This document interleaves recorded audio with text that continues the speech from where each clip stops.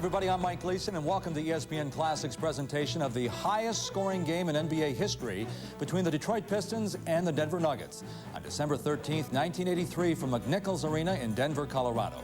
This game featured a Pistons team on the verge of grabbing a moniker that would define their style of play throughout the late 80s and early 90s, the Bad Boys.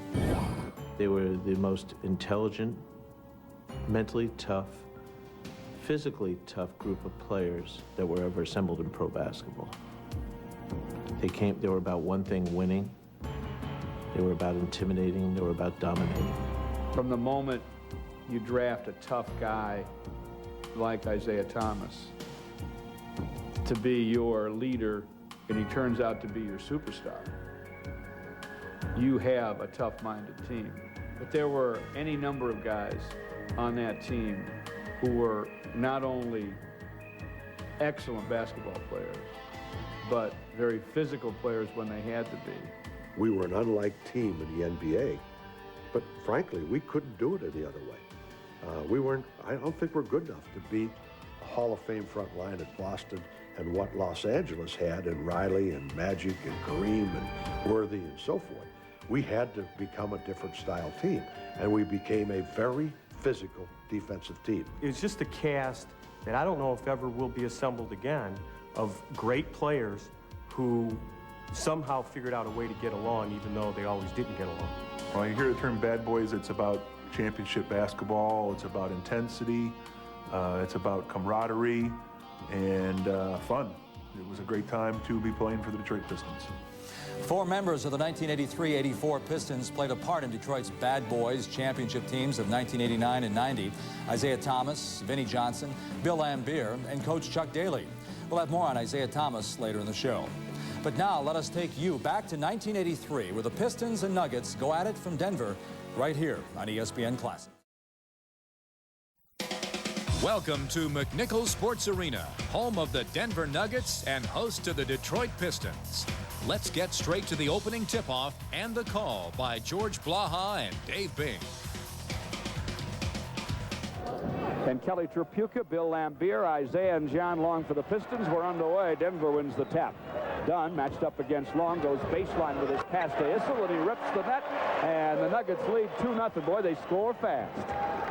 Fast and a lot of them. You've got to be ready to play defense when you play against these guys. You can't relax at all. Pistons come down and set up the cross-quarter from Isaiah to John Long, and John ties it at 2. Rob Williams trying to push it up. Issel has it on top, a pump fake and a drive, and 2 more on Laimbeer. The old man's supposed to have his back hurt, but evidently he's got a corset or something on because it doesn't look like it's bothering him at all. Pistons trying for the tie. They go mid-post to Laimbeer. He guns over Issel and gets it. And we are tied at 4. What a start. Well, nobody's going to miss. Rob Williams trying to snake down the lane against the Pistons, draws contact. I think that's going to be on Livingston, George. It is. That's the kind of situation that Cliff has found himself in a lot, where, you know, he's not playing the minutes that we need him to play because he's getting in foul trouble.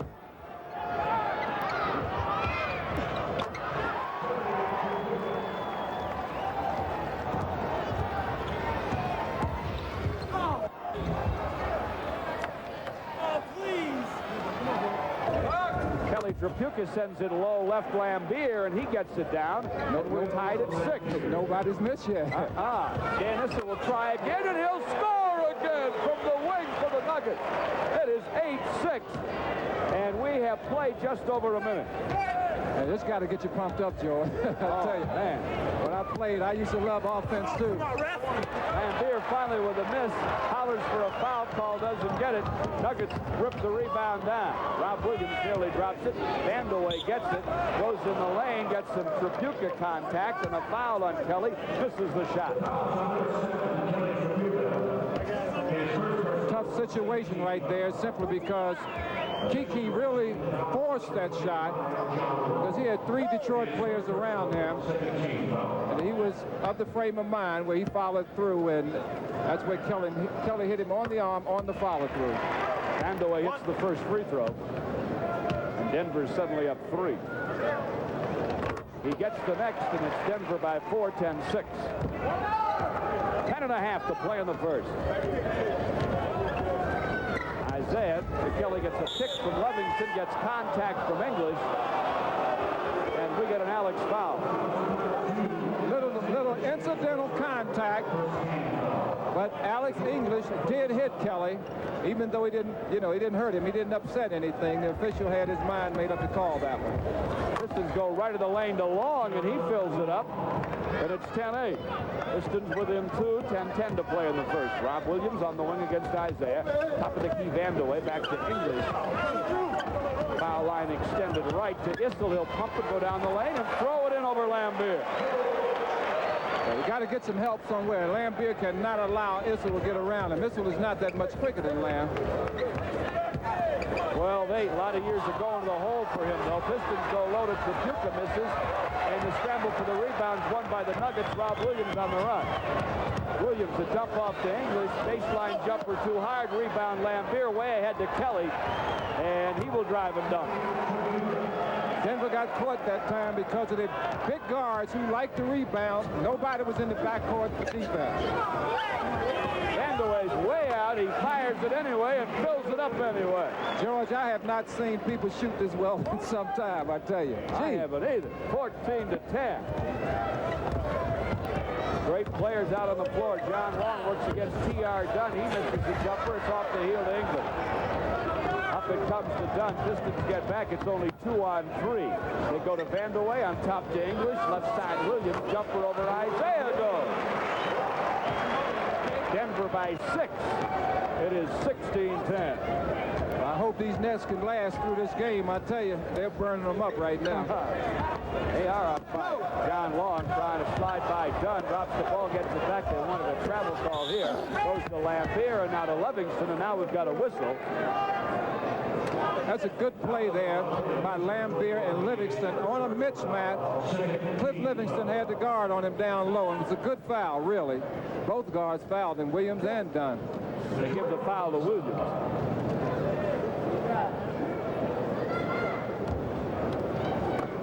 Team fouls now even at 2 as Trapuka triggers to Isaiah. Now Kelly gets it back. Long gun over. Vandeweghe goes. They'll have a duel tonight. It is 16-12. Trapuka with 4. Williams by Isaiah in and out. And we're going to get an offensive foul on Williams. That is his second personal. That's a good, quick move there, and some adept ball handling by Rob Williams. But Cliff Livingston did his job, held his ground, and Rob Williams ran over it. Back come the Pistons. Isaiah misses from downtown. Dunn rebound. Off to Williams to Issel to Vandeweghe for the dunk. Oh no! Great block. Away. Great block by Cliff Livingston. Livingston taps it away. Down to Long in the paint with a miss. Isaiah misses a tip, gets the ball, hands to John, who gets it down. Pistons stayed with it on that, George. Stayed with it and got the easy hoop. That's 6 for John at 16-14 Denver. English low against Livingston. He misses. Lambier rebound. The second leading rebounder in the NBA off to Isaiah. Isaiah will scoop and he scores. Boy, he makes it look so easy. He lulled Rob Williams to sleep. Went right by him with the left hand. 16-16. Williams will try and gun it. He does and gets it over Isaiah from the wing for the Nuggets. I'll tell you what, I don't know if I can keep this pace up. 18-16. It's hard to talk this fast. 7:20 to play in the first. Denver by a deuce. Isaiah working against Williams. Foul line to Long. Back to Isaiah. Thinking about the gun. Now he'll send it. Ooh, kicks out no good to English. Midcourt to Williams. Spins by Long. Left wing Vandeweghe. Top of the key. So he can score from there. And he does from there. And it's 20-16 Denver. This is unreal. This is unreal. Dan Issel in his 14th year. Boy, he's out of this world tonight. He's 5 for 5. Back comes Trapuka with a post up and a Glasser. It's good, and it's 20-18. Kelly has 6. Issel right of the lane, throws it up over Trapuka, knocks Isaiah over getting the rebound. He won't get a foul, but he will get a travel, and we get a Denver timeout. 6:38 to play in the first, 20-18. The Nuggets lead the Pistons. This is the Pistons Basketball Network. Dan Issel's coming out. Maybe that's good, David. He was 5 out of 5 Yeah, I tell you, the older you get, the tougher it is to keep up this pace. Danny Shays, another man from Syracuse, is into the middle now. Bill Hanslick in a guard for Denver. Pistons ball. Isaiah will force over Mike Evans, who's on for Rob Williams. He fills it, and we're 20-20 with 6:20 to play here in the first. Shays is between the circles. Right of the lane now to English, to Hanslick on top, matched up against the next Notre Dame teammate, Trapuka. English right of the lane. The Glaciers good. Last year's scoring king in the scorebook with his first two. It's 22-20. He got that shot off so easy because a good pick was set by Danny Shays. Free him up. Lambier now on English. He'll shoot it over him. It spins out, no good. Rebound Shays, but he has to go to the floor to keep it. He does. Battle for it with Isaiah and Cliff. And we're going to get a Cliff Livingston foul. Now that's too bad because Cliff really got in there hustling, and once again he really hasn't been able to be that effective throughout the year so far because he stayed in foul trouble. Vinnie Johnson comes on for Isaiah. Nuggets go right of the lane. English turnaround gun spins out, no good. Lambier with another rebound. Off it comes to Vinnie. Tyler will come on in a moment for Livingston. George, we're probably going to see substitutions, you know, on both teams. A lot of. Oh, you have to. Long dumps it low to Lambier, who gets it off the glass. We're tied at 22. Lambier has 6. Dunn with the basketball to Hanslick working against Trapuka. Thinking about the jumper, doesn't take it. Hands to Dunn, now to Evans. Hanslick is on for Vandeweghe. Foul line Shays, jumper no, rebound Lambier. He'll have a few of those before the night's over at this rate. Didn't seem like he was going to have many in the first 5 minutes because nobody was missing. Right. Vinnie Johnson in the paint, and he gets it down. It's 24-22. And the Pistons leading the thing with 5 to play in the first. Mike Evans goes to English, left the lane, runs the hook as he comes down the paint. He got some contact from Livingston, and foul number 3 before they could get him out of there. That hurt.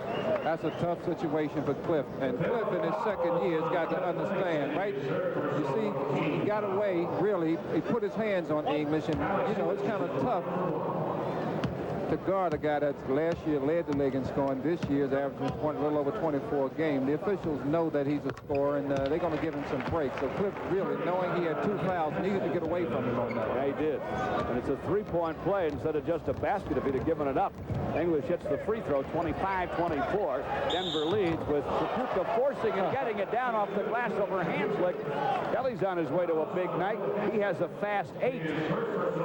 And he'll go to the line. This road trip, I think Kelly has really started to play very, very well offensively again. I think he was struggling just a little bit. Got hit on top of the head by Hanslick, made the hoop, and is going to the free throw line for the 3-pointer. But he seems to have been, statistically anyway, from what I've seen back at home in the papers, he seems to be playing much better again offensively. He is. He misses the free throw, though.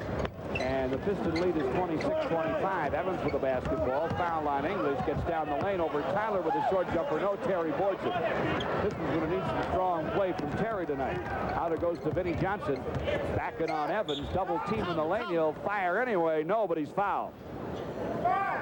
Vinnie, the last 4 or 5 games, George, has been playing with much more confidence, I think. Early on in the season, he was struggling a little bit. But I think the reason the Pistons are scoring so many points now is that John Long is the John Long that we've come accustomed to. He's back at his game. Vinnie is playing very, very well again, as we know he played last year. And, you know, you expected of Isaiah and Kelly. Sure. Now, they've been playing well offensively. Vinnie Johnson hits the first and the second free throw. Got a ricochet to go on the second. Pistons lead him by 3, 28-25. Hanslick on top, goes right of the lane. English, he is alone and fires and misses. Danny Shays with a rebound. And there were bodies bumping down there, and we'll just get a call if the Pistons have the ball. He dropped it out of bounds. His daddy, Dolph Shays, would tell him something about that. When you get it under the hoop, you know, take it right back up. Yep. Either get the hoop or get fouled. Hanslick tries to strip Trapuka and does for Evans at the top. Evans down the lane. Foul, Vinnie Johnson. Good hustle play there by Vinnie Johnson. He couldn't really get the angle on Mike Evans. But he came down. He didn't quit on the play. He came all the way in, fouled him, didn't let him get the easy 2 points. Pistons by 3 with 4:01 to play in the first. It's 28-25. Pistons at Denver against the high-scoring Nuggets. Stick around. This is going to be a good one. Evans hits the first free throw. Colbert on for Trabuca now for the Pistons, as Chuck Daly's going hard to his bench, too. Guys are really breathing hard out there right now. This has been some kind of furious pace. And rarefied air, too, in the Mile High City. Evans gets another, and it's 28-27. Piston lead is down to 1. 3:55 to play in the first as Vinny works the wing against Evans. Mid-post along, Vinny gets it back. Jumper short, and it's pulled down by Shays, who taps to Evans, who gives to Dunn. P.R. Dunn at the foul line. P.R. Dunn travels, and back to Pistons come. Good overplay there defensively by John Long. And John will come out for a rest. Isaiah comes on as we pause 10 for a station ID on the Piston Basketball Network.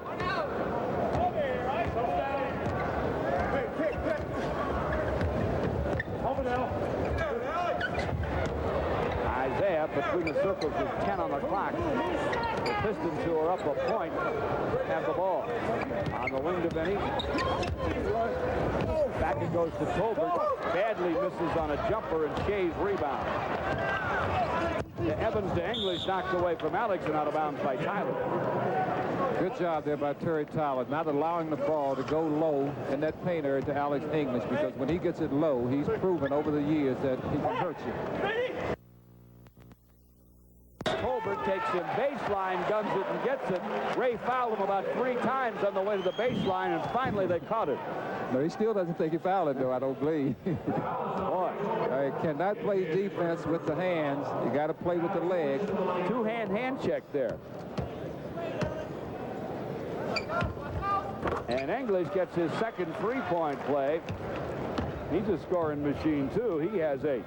Whole key to Alex, though, George, I think you got to play him before he gets the ball. Once he gets it, he usually gets the ball where he wants it. And he's very, very tough. Pistons with Tolbert between the circles against Alex, out of range. Starts down the left side, hands to Vinny, and now a pick for Vinny. Missed it. Tolbert misses a jam tip. And the rebound's out of bounds, and the Pistons will play it. We pick up the action with 6.5 minutes to play in the second quarter. Denver now leads Detroit 55-53 here on ESPN Classic. Vinny Johnson, top of the key, as we're back live with 6.5 to play in the half, and the Pistons down 2, 55-53.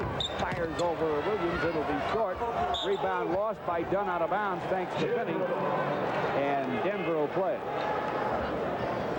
John Long and Vinny and Trabuca and Tyler and Benson for the Pistons. Richard Anderson left corner against Benson. Goes on top to English, back to Vandeweghe at the line. No look pass down low, and English didn't see it coming. Tyler retrieves, and the Pistons can tie. John Long, kick from Benson, left of the lane. Glasser, good. P.R. Dunn was out of position, and he thought he could fool the officials right there. He fell down, but to no avail. Vandeweghe makes another throwaway, trying to get it to English. Tyler, another interception. Off to Kelly down the lane, hit on the way to the hole. Richard Anderson, yeah, right in the middle there. He's a big guy, 6'10". Instead of getting those reaching fouls, I think most defensive coaches anyway will tell you, if you're going to foul, take a good one, especially when you're a guy that big. You make a little guy pay for coming to the basket. And Kelly will go to the line.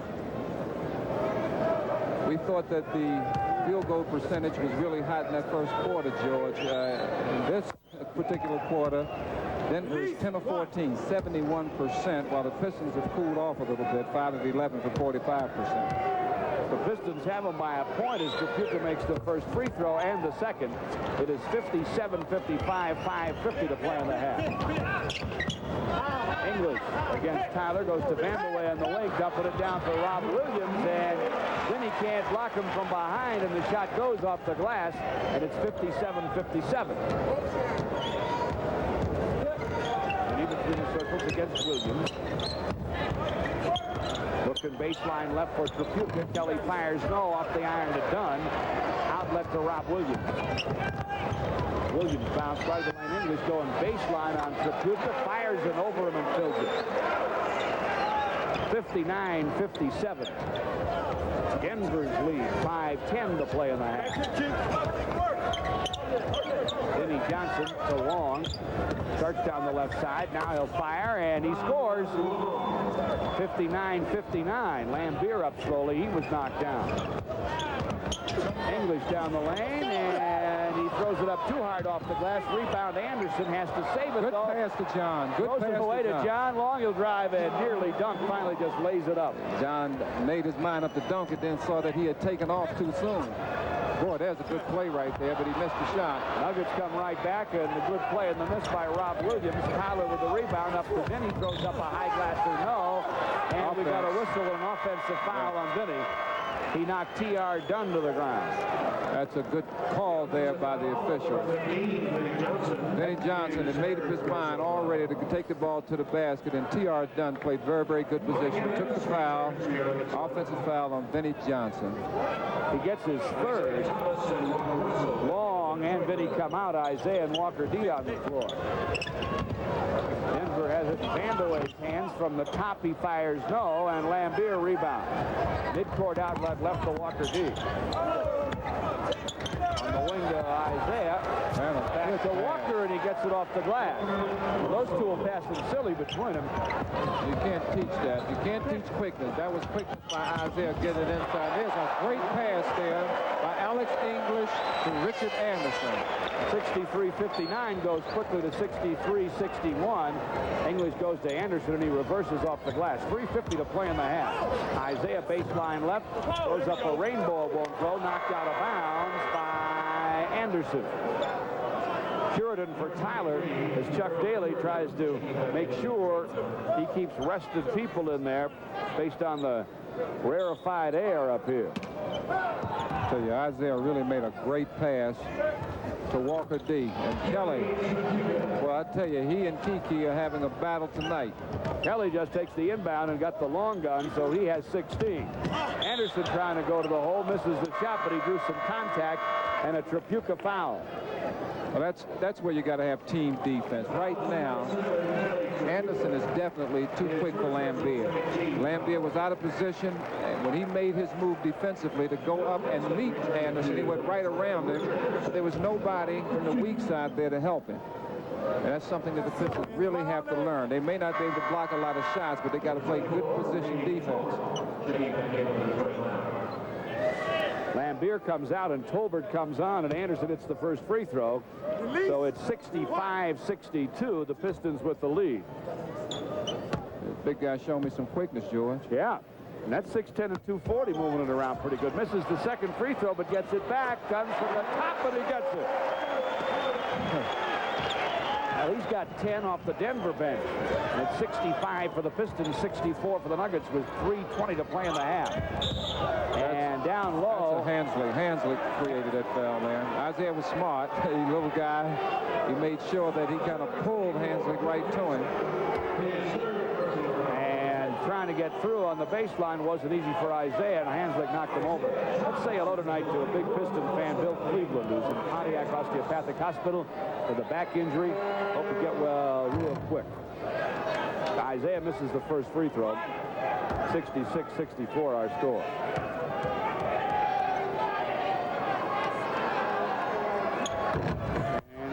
Second. So it's still Pistons 66, Denver 64, 3:15 to play in the half. Evans back in the game for Denver, has it on top. Left of the lane to Anderson. With cross court right corner to Evans. Long jumper no. Rebound Kelly. He'll come out in the dribble. Off to Walker D. Walker D down the right side. Throws it up on the run. Blocked by English, and Alex pulls it down. And Alex is fouled. Loose ball on Walker D. A little frustrated. He made a good move going to the basket, but underestimated the jumping ability, I think, from the weak side of 6'6", 6'7" Alex English, who's got arms like he's 6'10". Timeout. Pistons 2:58 to play in the half. 66-64. They lead the Nuggets. This is the Pistons Basketball Network. Out of Batavia, Illinois, was a first-team All-American as a senior with Kentucky in 1970, averaging 25.8 points per game in his college career. He played 15 years in the ABA and NBA and later became the Denver Nuggets head coach. With more on Dan Issel's playing days in Denver, here's a Vintage SportsCenter report from 1985.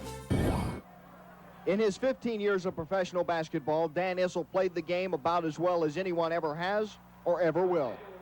The national spotlight was not often shining on Issel or his Denver Nuggets, though they were always either winning divisional titles or being in contention for those titles.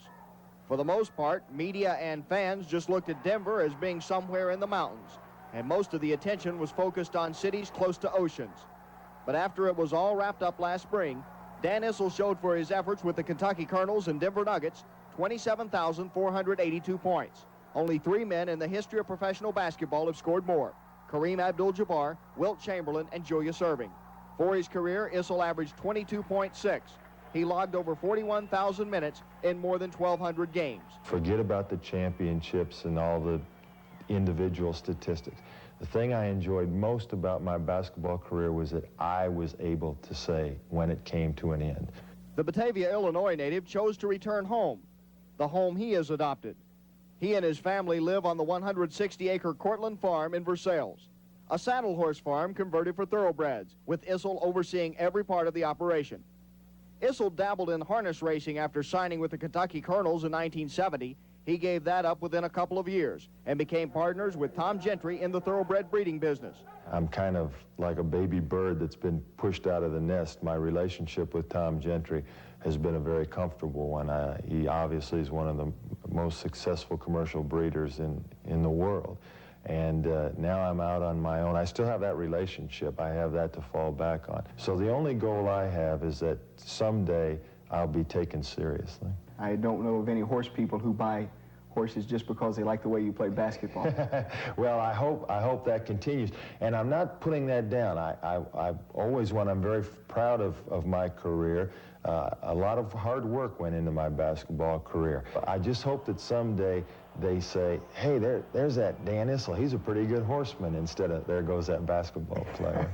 He is still remembered as a pretty good basketball player at the University of Kentucky, where 15 years after finishing his All-American career, Issel remains the school's all-time leading scorer with 2,138 points, something accomplished in only 3 seasons. To be the all-time leading scorer at a school that have had the number of All-Americans, the number of professional players, the number of great basketball players is a big honor for me, and I hope that I've represented it well the last 15 years. Later in the show, we'll take a look at Issel's teammate in this game, Nuggets star forward Kiki Vandeweghe. But now let's continue with the Pistons and Nuggets from Denver in 1983 on ESPN Classic.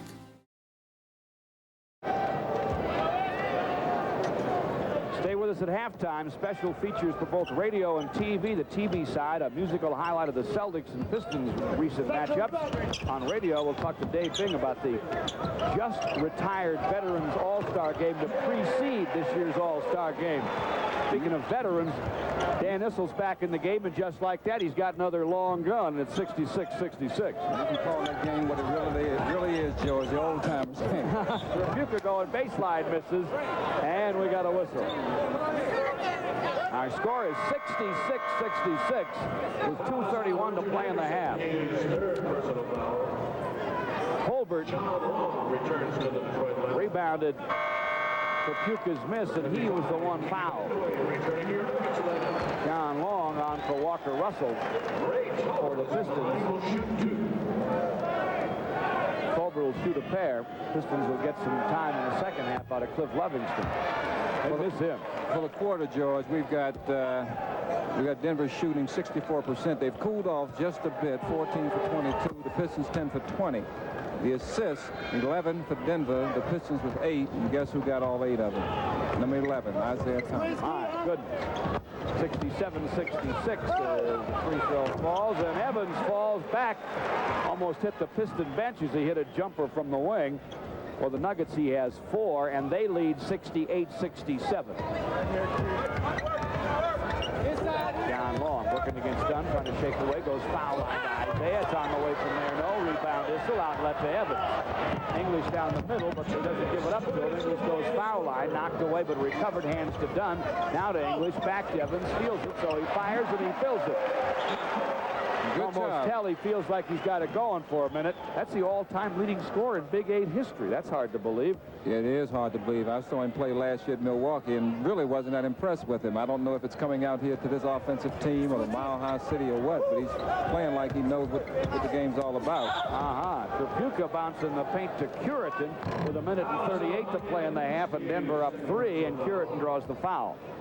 Good play right there by Kelly Trapuka and Errol Curitin. They're one of the oldest plays in the book. Pick and roll, get the mismatch, get the defensive player behind you on your hip and throw it down low. Now, Earl's got to shoot him a little better than that, though. Whoa. Sad-looking miss on the first one. Here's the second. Got that one down. It is 70-68. Denver by 2, 1:35 to play in the half. The Nuggets rush it to English and then to Issel. And Tolbert's got a foul, I believe he does. Yes, he does. Dan Issel using all of that 6'8", 245-pound body to make sure that Ray Tolbert doesn't get around him. He posted up well. Dunn goes to English with his inbound pass. Back it comes to Dunn. Round the horn they take it, and English tries to go baseline and can't on Curitin. Foul line to Evans, spins and gives it up to Vandeweghe. His baseline Glasser left is a miss, but he's fouled. I don't think Chuck Daly agrees with the call. Nonetheless, Isaiah down on the floor is called for the foul. Kiki Vandeweghe goes to the line shooting 2. Isaiah gets his second. And Vandeweghe, who's an excellent free throw shooter, gets the first to fall. And Denver's up 3, 71-68.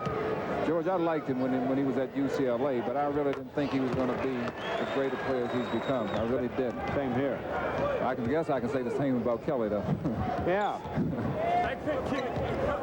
Well, I saw him a little more since he went down the South Bend. Isaiah goes down to Curitin, and he dunks. Earl Curitin got that basket because he gave himself up, and he set a good pick, a good back pick. There was a switch, and he was wide open. It is 72-70. English gets it back in the paint for Denver, and he gets it to go. 74-70 Denver. 52 seconds now to play in the half. Isaiah out between the circles against Evans. We're going to run a little time off the clock, run a spread offense, and probably there's the pick and roll mismatch. Isaiah, baseline right, runs it up. No, but it's tapped up and in. And Curitin gets the basket, 74-72. Evans tries to fly down and go to Issel, but he threw it too far behind him. And the Pistons want a 20-second timeout, so we'll give you trivia question number 1. What time is it? It's 10:01. All right, it's 10:01. Let's do it then. Now it's time for trivia question number 1 to win a 6-day, 5-night trip to London, staying at the Sheraton Heathrow and flying via British Airways. The question, after what season did Dave Bing retire from the NBA to form Bing Steel? Well, I just added the Bing Steel, but the question is, after what season did Dave Bing retire from the NBA? Mail the answer to all 3 questions we have for you tonight. That's just the first to the Piston offices. 3 people will be selected for the drawing this Saturday night. George, I may be the only one that can answer that. Oh, I don't know about that. In Boston, they can answer it because there's a fellow named Red who didn't want you to quit about that time. We have 20 seconds to play in the half. We have 15 on the clock. The 20-second timeout has ended, and Isaiah's working against Evans. Goes to Tolbert, now to Trapuka. Baseline on Vandeweghe. Too soon. Contact, and he doesn't get a whistle, but he misses the shot anyway. Curitin misses the follow with 4 seconds to play in the half. It is out of bounds, and the Pistons get it. Curitin's upset. Trapuka's upset. Kelly sure was banged there. I don't think he was in any position to shoot it, but he did draw the contact. Inbound goes to Long, and John Long gets it just in time for the Pistons. It's halftime in Denver, and we're all even at 74. This is the Pistons Basketball Network.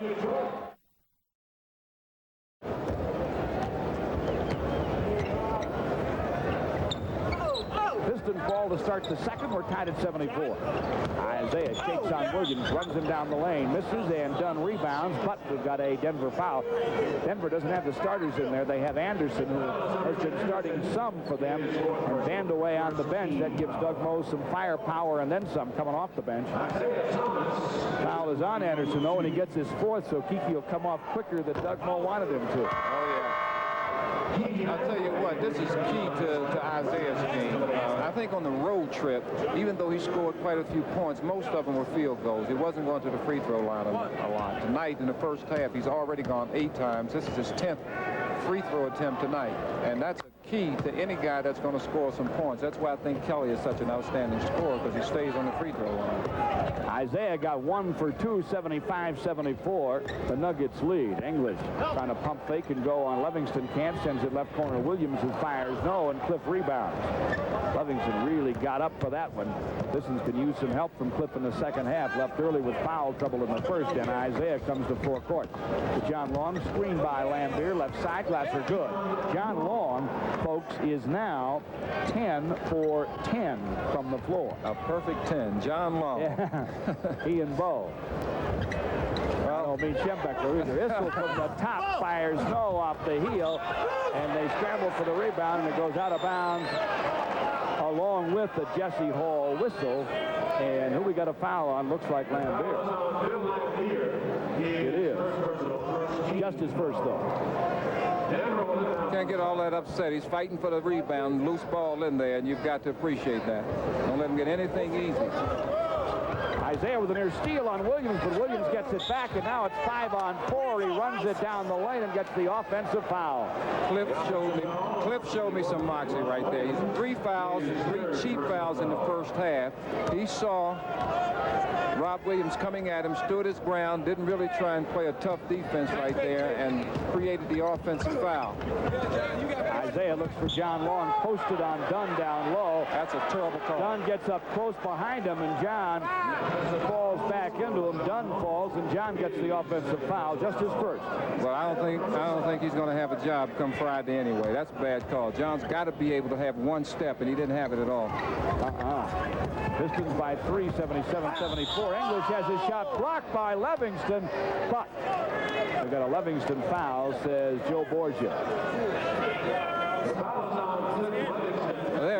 English takes the ball to the basket, and I really think that was a pretty good block. Cliff should be upset. That's his 4th foul. He probably will have to come out in a couple of minutes, but English is a smart player. He's a good offensive player. He knows Cliff is in foul trouble, and he knows that he's an offensive machine, and he's going to get a lot of the calls from the officials, and I think he got one there. He did. Gets the first free throw, and he gets the second. So it's 77-76. The Pistons lead them by 1. 10:38 to play here, third quarter. Isaiah working the wing against Williams. Dumps it down low to Kelly. Spins and sends it no over Vandeweghe. Lambier follows yes. Good offensive rebound there by Bill Lambier, using all of the 6'11", 260 pounds he carries on him. 10:20 to play in the third. Pistons by 3, make it 2. As English gets 2 more, he has 16. I think Chuck Daly's going to have to get Livingston out simply because he might not hurt him, but Denver's going to go right at him. English, every time he gets the ball, he's going to go right at Cliff. Rapuka with a miss after a spin, and Lambier's called for the loose ball foul, going for the rebound of the missed shot. Pistons still by 1, 79-78. Nuggets have it in Rob Williams' hands. Now T.R. Dunn from 20 on the left, and it goes. Doesn't shoot too often, but he's got a good percentage from the floor. 80-79. Yes, he does. Theodore Roosevelt Dunn from Alabama. Lambier takes it in the paint from Isaiah, and he is fouled. Rob Williams gets the foul. Rob Williams on a double team. As the ball went down into the post to Bill Lambier, he left Isaiah altogether and went directly for the ball and got Billy across the arm. Rapuka will trigger. Fresh 24 goes to Long on top against Dunn. Down to Kelly, left wing, pumps on Vandeweghe, goes toward the paint, tries to scoop it to Isaiah, step in front and steal by Evans. Evans to English in the paint, missed it. Vandeweghe doesn't miss the follow though, and Denver leads now 82-79. Pistons are going to have to be a little careful with the basketball right now. A couple of bad passes, just lack of concentration. They can get what they want against Denver. Lambier misses from the baseline. Livingston follows and fills it. Good job there by Cliff. Alex was too far under the basket and couldn't get away. 82-81 our score. Vandeweghe looking for Issel down low. Issel has it partially blocked by Cliff, and Isaiah rebound. On the break, gives it up to Long. Fires, fills it. John hasn't missed tonight. He's 11 out of 11. And that was a good fast break, George. They didn't get the layup out of it, but they got the ball down the court. Isaiah pushed it up, and they got a good, easy 16-footer. Wide open shot, and Vandeweghe comes down the lane, and he runs over Isaiah. John Long hit him on the arm. John hit him on the arm. All right, that's the foul. It's on Long. Vandeweghe makes a very good move going to the right.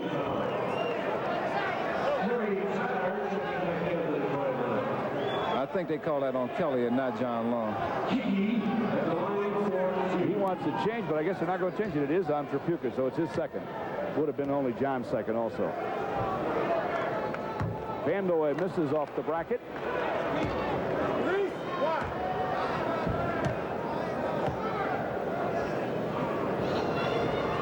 But he hits the second. Bet you could hear it, 83-83. 8:35 to play here, third quarter. Isaiah works between the circles against Evans. Pick from Lambier. Slides down the right side. Double touch. Glasser, no. Rebound by John. Yes. 12 for 12 for John Long. Well, I tell you what, that could be. He could be going after one of the all-time Piston records, I believe. I bet. It was 85-83. Another steal. He could have had 13 for 13, but he gives it up to Isaiah on the break. I like to see that. That's the right play, unselfish, as hot as he is tonight. And Isaiah lays it up and in. Pistons by 4, 87-83. Vandeweghe flies by Tyler, who's on for Tripucka. Down low, Isaiah steals it. Long for John Long. No, that's travel. Good head fake. John shakes his head, and I surely agree with him. That was just a good head fake. He pumped. He came to a complete stop, pumped the ball up. Official anticipating. No wonder he won't have a job after Friday. Yep. Pistons had a little run they would have liked to keep going. Denver loses it out of bounds. They have 18 on their shot clock.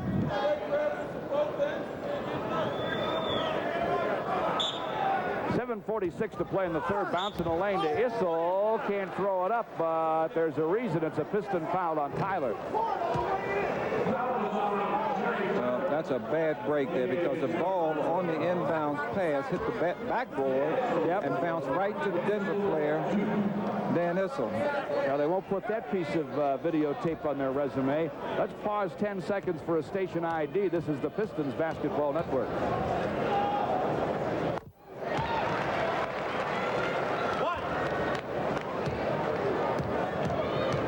Issel, it's the first on the Tyler foul, and he gets the second, 87-85. Issel with a big night going. He has 20, Vandeweghe 23, English 16, 26 for John Long, 16 each for Isaiah and Kelly. Isaiah working the wing against Evans. Baseline to Livingston, partially blocked by English, almost one anyway. Issel rebounds the miss. Out to Evans. TR done, hook in the corner of Vandeweghe, back to Evans, top of the key. Issel pumps and goes and runs over Livingston. Yeah, I think that probably was the right call. Cliff doesn't agree with it, but I think he kind of moved in there. Both got there at the same time. And the offensive player is always going to get, he kind of moved in, put his shoulder up there so that he could get the contact. And once again, Issel with 14 years and the reputation that he has, even if it were not the right call, the officials probably would have made it anyway. Look will come out now. He has 5 fouls. Pistons by 2, 87-85. Issel can tie it here with 7:22 to play in the third. Gets the first. I tell you, we got some offensive statistics in this game tonight. These guys are really shooting the ball well. 4 or 5 people are having phenomenal nights. This is one of them. Another free throw for Dan. He has 22. He is 4 out of 4 from the line. 87 our score. Isaiah's posting up. John tries to get him the ball. We got a whistle, and somebody held, I'm sure. Mike Evans. Evans was trying to hold Isaiah. You don't realize it, but you look at Isaiah, and you look at him, you think he's a little guy, but he's 6'1", 185 pounds or so, and he's very strong, and he's not afraid to get in there and mix it up. He sends it in the corner to Tyler, who's jumping up over Vandeweghe. No, but Tolbert rebounds, stripped by Evans, gets it back. Ray tries to go back up with it, and he's fouled. Ray got a bad break on the first go-around, but he did stay in there and fight all the way and got grabbed across the arm. Timeout called here with 6:59 to play in the third quarter. Score tied at 87. This is the Pistons Basketball Network.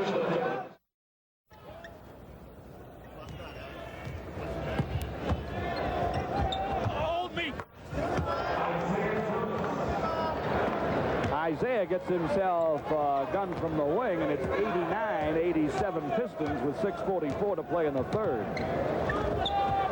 Don goes alley-oop into Vandeweghe, can't get there. Lambier rebounds way ahead to John Long, lays it softly over the front rim, and it's 91-87, and John now is 13 for 13. It's a good outlet pass there from Billy Lambier. John caught it in stride. Vandeweghe buries it, nearly a three-pointer from the top. He comes right back. Get a layup, and they get a 22-footer and change. It is now 91-89.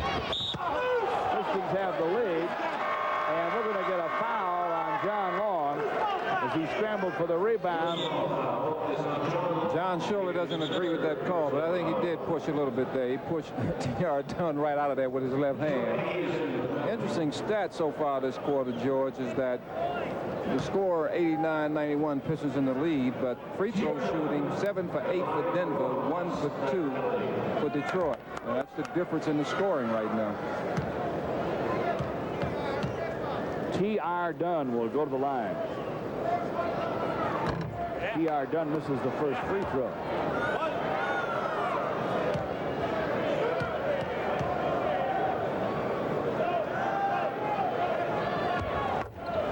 He hits the second, splits the pair, and it's a one-point game. 91-90 Pistons, 6:06 to play in the third. Isaiah working against Evans, takes him to the wing. Lobbing it low now to Lambier, back to Tyler on the wing, passes up the jumper, goes baseline, then jumps it up and in. Good baseline jumper there by Terry Tyler. 93-90. Pistons with a three-point lead done by Vinnie Johnson to the hole. Nearly blocked by Lambier, but he threw it up over his fingertips off the glass and in.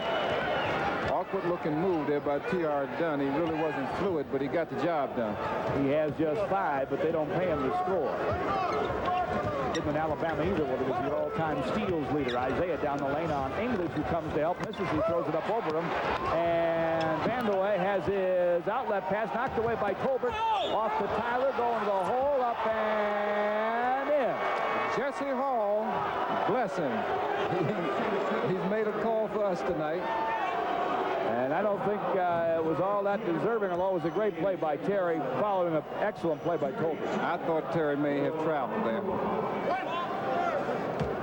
He has 6 points now. He got a chance for his 7th as he goes to the free throw line. Dunn's foul, his second, and Terry Tyler gets his 7th. The free throw falls. Pistons by 4. 96-92, 5:15 to play in the third. Vandeweghe on the wing to Evans. 18-footer goes.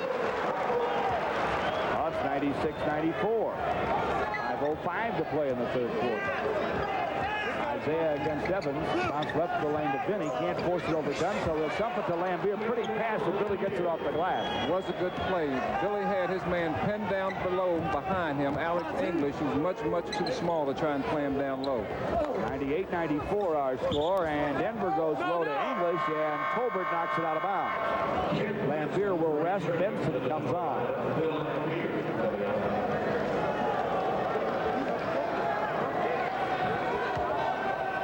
14 on the shot clock. And The inbound pass goes to Vandeweghe, and he's fouled as he scores. Yeah, I think Terry kind of went to sleep just a little bit right there. He probably was anticipating, and Vandeweghe got a good forearm and shoulder in front of Terry's body and would not let him front him. Got the ball from the inbound pass, made the layup, and going to the free throw line to complete the three-pointer. He has 27 already. He has 28 as he hits the free throw. Pistons lead him still, though, 98-97. 4:40 to play third quarter. Isaiah to Benson against Danny Shays, who's come on. Tyler looking against Hanslick, who's on for English. Terry has it knocked away by Hanslick and out of bounds. Fans are a little upset on that particular call. Colbert to Trigger. Left to the basket. Still looking and finally throws it away because he's out of time. Dunn to Evans. On top to Shays, down deep, Vandeweghe for a bunny. Very good pass from up top, Danny Shays to Kiki Vandeweghe, and make it look very, very easy. Matter of fact, it's too easy. Sure was. So easy, Chuck Daly's a little upset and calls timeout. 99-98 Denver, 4:15 to play in the third. Timeout Pistons on the Pistons Basketball Network. 4:15 to play third quarter. Georgia Pistons need to try and get just a little cushion right here because they've got a better team on the floor, I believe, than Denver does, and they've got to take advantage of it. Isaiah will send it up and score it over Evans, so they got one hoop for you, David, and lead 100-99 with 4 to play in the third. Vandeweghe on top to Evans, leaving it there for Shays. Evans has it on the wing. Fires over Isaiah and fills it up. Now he's got it going. It's 101-100. Denver has the 1-point lead with 3:40 to play in the third. Nobody's got it going like John Long, though. He's 13 for 13. He's about to come back for the Pistons. Kapuka's already back on the floor. Then he takes the pass from Isaiah at the foul line, misses the jumper. Colbert misses a jam tip. Back up it goes out of Vinny's hand from the paint. No. Rebound Shays, knocked away by Kapuka, and he gets the foul. Field goal shooting for this quarter, George, 8 for 12 for Denver, 67%, 11 for 19 for the Pistons, 58%. So the guys are still shooting the ball extremely well. Mike McCanny, hello to the folks back in Warren. He's out here in Denver. Barry Almendinger to the people in Fowlerville, and Tom Manoogian, the family and friends in Detroit and St. Clair Shores. Might as well say hello to my favorite Piston fan and wish her happy birthday. Karen Elstrom Mooring next Monday. Danny Shays, the man from Syracuse, goes to the line. We have 3.5 to play in the third, and Denver leads by a deuce, 102-100. He can make it 3, and he does. Benson with Colbert and Kapuka. John Long now in the backcourt with Vinnie Johnson. John gets a pick from Benson, but they fight their way through. He tries to go in the lane to Benson. Knocked away. Shays up to Evans. Evans looked like he carried it, but he'll send it in the corner for Vandeweghe, and he fires and fills it. All right, it's going to be important for the Pistons right now. They need a hoop. They can't let Denver run a string of points on them. 105-100. You're absolutely right. Denver has that 5-point lead all of a sudden. Vinny from just outside the line. Jumper no. Rebound Vinny on the baseline. No look pass to Kelly alone from the wing. In and out. And Vandeweghe rebounds it. Shays to Evans to Hanslick. No looker to Dunn, and he tries to flip it to Hanslick way too high. Got wild with the ball there, and here come the Pistons. Spinning down the lane. Vinny running right-hander, yes. There's your circuit shot of the game. Tough shot, tough shot. Good thing he made it, too.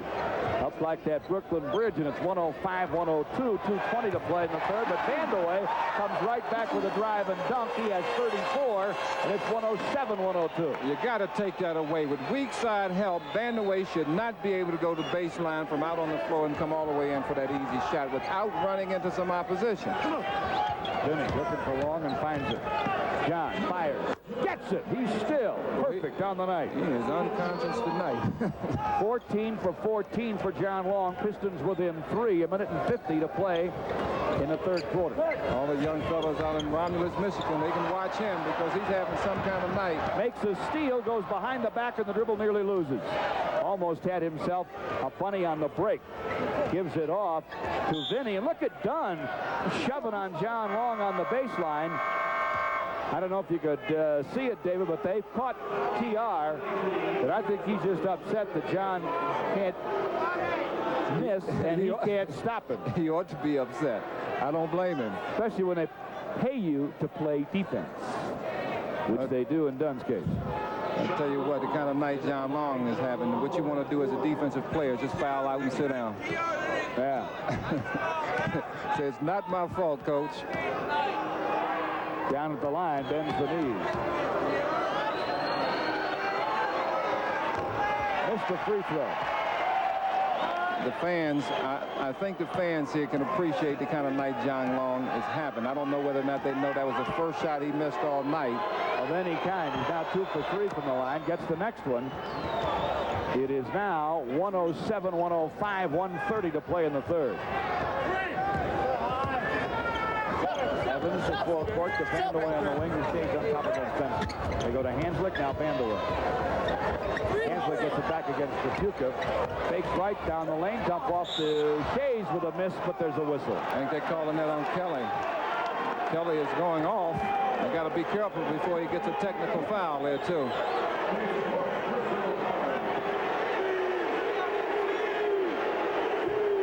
He does have 4.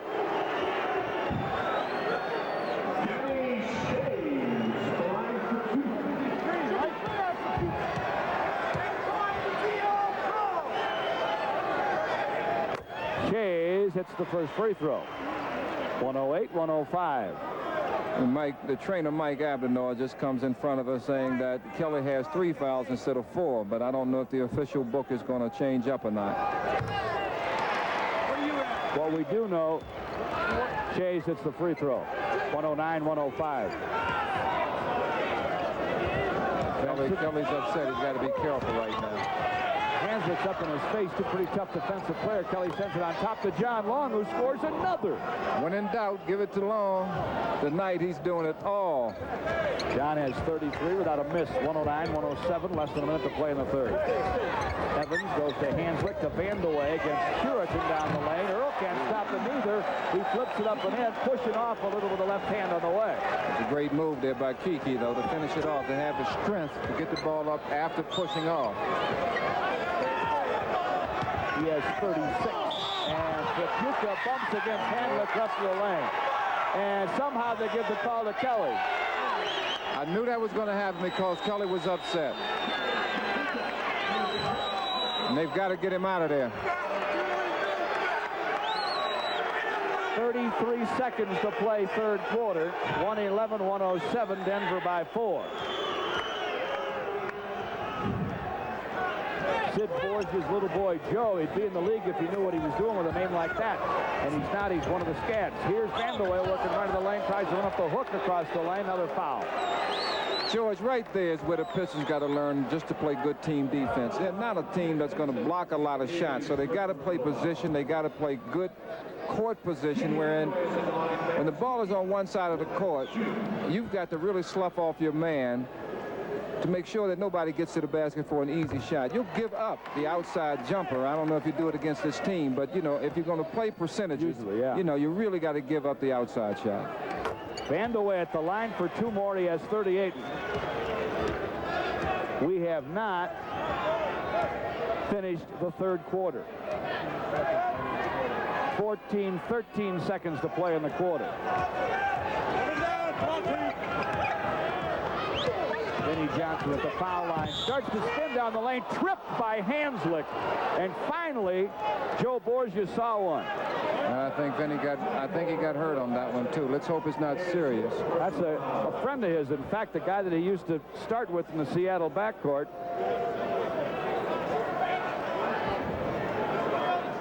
Hanslick came from the weak side on a double team, which is good team defense. And Vinny really just tripped right over his foot. And Vinny hit the floor pretty hard. He hit his hip. Let's hope he doesn't have a hip pointer there. He's going to be sore tomorrow, I tell you. Walker Russell on for the Pistons. That substitute there is a good substitute because what Chuck is doing is making sure John Long doesn't get another foul. And Kelly already in foul trouble. I think Isaiah has 3. Can't afford to get one of his other top offensive players into deep foul trouble going into this last quarter. Then he's shooting the first free throw, and Payne gets it to go. Second, no, but he's got the rebound. Up again over Hanslick. He's bumped as he shoots it, but no call, and he misses, and the quarter's over. Oh, on Friday it's going to be TGIF for more reasons than one. After 3 in Denver, 113-108 Nuggets. This is the Pistons Basketball Network. For more information and trivia on our classic games, upcoming specials, and the ESPN Classic program schedule, go to ESPN.com/classic. In the news, in 1983, the U.S. Embassy in Lebanon is bombed in an attack, killing 63. In yet another attack in Lebanon, the U.S. Marine and French barracks explode, killing 248 Americans and 58 French citizens. The U.S. economy emerges from the recession, and the Dow Jones starts to recover. And Australia, too, takes home the America's Cup sailing trophy after 131 years of American reign. On the pop culture scene in 1983, Clint Eastwood, Eddie Murphy, and Sylvester Stallone are the top draws in the movies. The top TV series are Dallas, Dynasty, and The A-Team. Coming up, we'll feature one of the stars of this game, Denver Nuggets forward Kiki Vandeweghe. Now, let's return to the action between Denver and Detroit right here on ESPN Classic. Fourth quarter here in Denver. It is 113-108.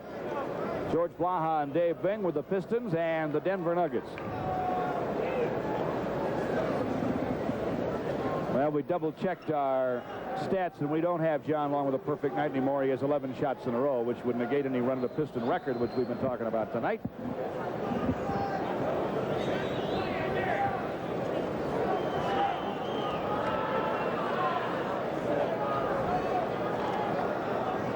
And the Pistons are trying to talk about Tripucka's 4th foul.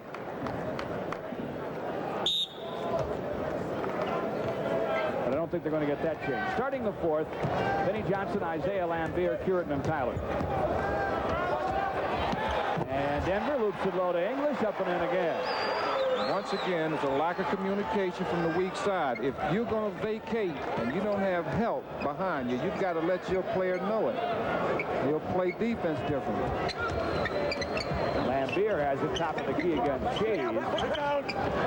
Right of the lane to Tyler in the paint to Vinnie Johnson, up and in over Dunn. Come hip or not, and Dunn gets another foul. I'll tell you what, Dunn's got his hands full tonight. Now that particular spot on the floor worked out well. Vinnie Johnson completes the three-point play. 115-111, 11 and a half left. Hanslick sends it on the wing to Dunn, moves up right of the lane and out and back in again with a jumper. Use the glass. It's 117-111. This is where the Pistons really need to play good team defense, because you really only have one really good offensive player on the floor for Denver, and that's English.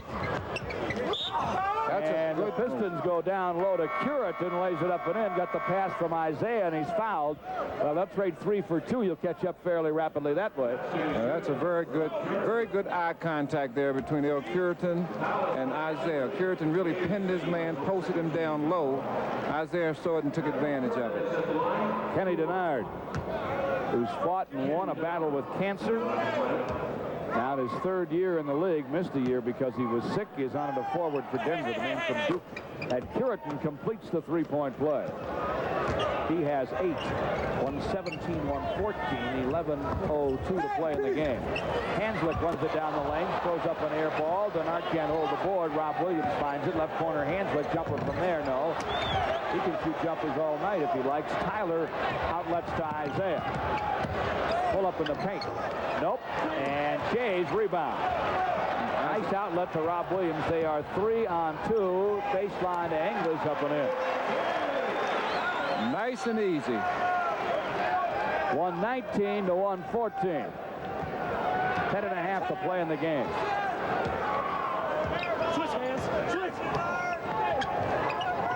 Isaiah lobbing it low to Curitin, and he is fouled by Denard. Well, what the Pistons are trying to do right now is isolate Curitin on Denard, because that is, without a doubt, a mismatch. Key situation right now, George, that's the third foul already on the Nuggets. The Pistons really got to still take advantage of that. Try to clear it out for Isaiah on the baseline. He misses. Curitin follows, blocked, and pulled away. English looks at forecourt. Hanslick. Bounce ahead to Denard. Blocked from behind by Lambier and out of bounds. Good play there defensively by both big guys. Shea's blocks on one end and Lambier blocks on the other. Good job. What Denard did, I think, the reason he got that shot blocked is he didn't keep it into his body. And he exposed the ball, put it up in the air, and that allowed the defensive man the room to block the shot. Hanslick goes in the right corner to Shays on top Denard. Baseline Williams back to foul line for English, and the jumper is going to be short. Tyler boards it.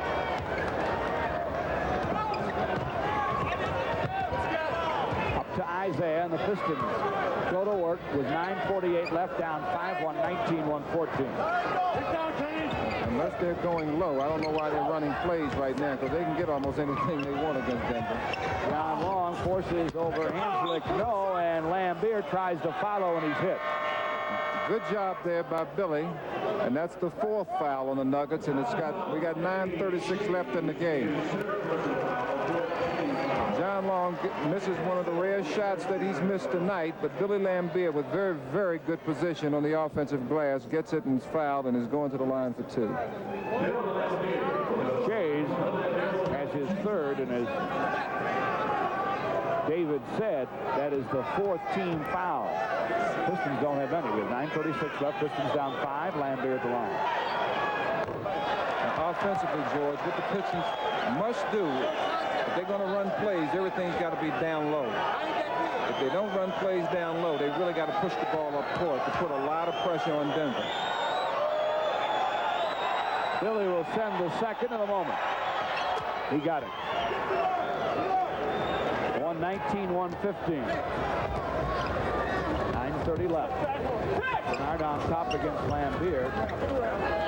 English goes to Issel, who's trying to be checked by Curitin. Big Dan down the baseline, and he's got some contact and a Piston foul. It's on Earl. A little ball fake was what got Earl off balance. As soon as Issel got the ball, being a great offensive player that he's been all of his life, he gives a little pump ball fake right there that gives him that one step that he needs. He's 35 years old. He's been here 14 years, but he still knows how to get free offensively.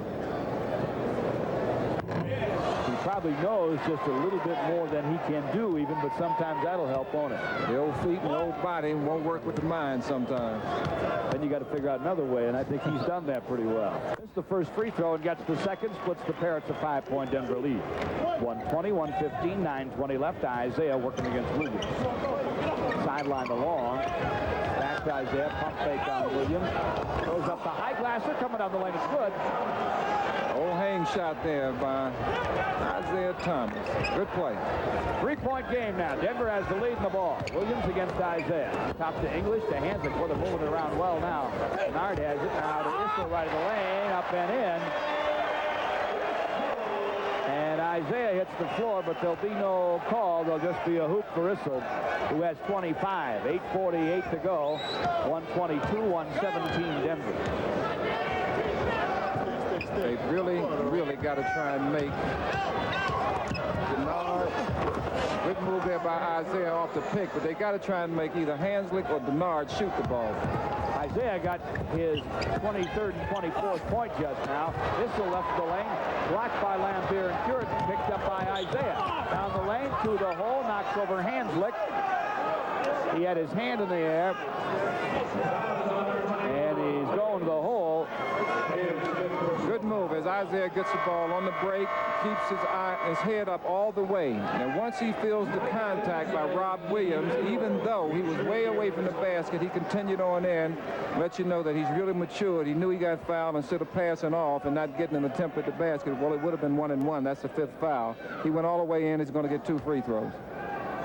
Isaiah gets the foul on Williams, his 5th. Now we have Vandeweghe, Issel, Hanslick, English, and Evans out there for Denver. Isaiah at the line misses. Don't forget the first 4,000 youngsters this Saturday. If they're 14 and under, get an action poster of Isaiah, compliments of Converse. Pistons and Celtics Saturday. Isaiah Thomas poster. And Isaiah misses another free throw. And as they scramble for the rebound, Lambier gets the foul. Free throws are hurting the Pistons this quarter, Yeah, George. they are. Yeah, they're shooting right around 50%, I believe, for this quarter. And Denver calls a timeout. 8:21 left. The Nuggets lead 122 to 119. This is the Pistons Basketball Network. Just about the time we double-checked to see if John Long had missed any shots. The scoring crew here in Denver, the official scoring crew, brought along a corrected sheet saying he was 9 for 13 in the first half.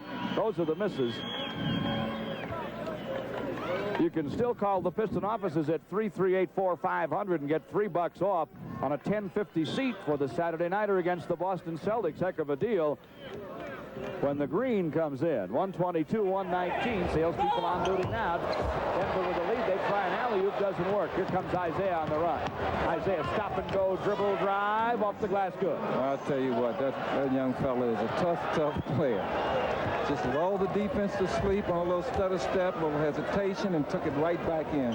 Oh, it's a one-point game, Dave. 122-121 as Vandeweghe pumps and goes by Curtin and misses. And Tyler rebounds. Terry looking for help, keeps the dribble. He is stripped from the blind side by Evans. What I was afraid of when he turned and looked the other way. Evans drives and lays it in. He was looking to give it up, but what he has to remember is pick it up, put it in both hands, and protect it. That was a big play there by Mike Evans. Isaiah trying to spin on Evans or get a pick from Lambier. Takes in the lane, turn around, done. Good off the glass. What a play by Isaiah. Mike Evans is being introduced to one of the premier guards in the NBA today. And Mike's just panting right now. He can't keep up with him. Isaiah has 28. I tell you, that was an awfully tough shot, but he's a great player. He's a great athlete. 1-point game. He can tie it, and he does. Two Bit says he doesn't miss any more free throws the rest of the night either. He's missed more than he normally does, and he gets so tough down the stretch. 7:18 to play. We're tied at 124. English in the paint for Denver. Throws it up and in. Well, that looks like it's a lucky shot, but that's a shooter's touch. Alex English. He's been doing it for years now, and can't attribute that to luck. 7:03 left. 126-124 Denver. Isaiah trying to get Evans. Pick rolls left after faking right to the hole. Gets the foul. It's a good call there by the official. Mike Evans, he's arguing, but there's no sense of arguing because he's getting eaten alive. That's Best thing he can do is be quiet and sit down. Evans has 5, and Isaiah with 29 points will go to the line. He had a choice. He can argue about fouling him or let him go ahead and make the 2 points. Either way, I think he's going to get the 2. Ooh, that's another free throw. Thought I put the whammy on him.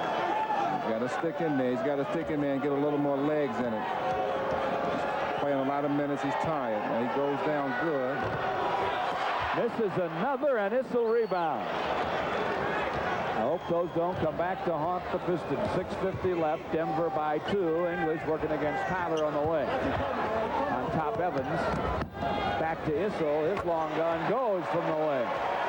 Denver by 4. 6:38 left. 128-124.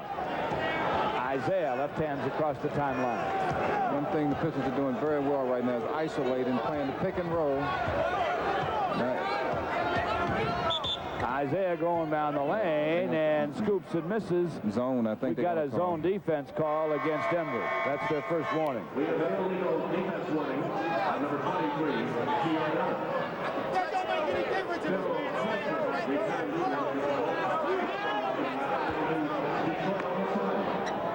Tyler inbounds it to John Long. Over to Isaiah. Hanslick switched on him. The They take him to the paint, flies it up and in, and he had to go over Issel too, and he gets it anyway. No matter how big they are, it doesn't matter who's guarding him. When he's hot, he's hot. 128-126.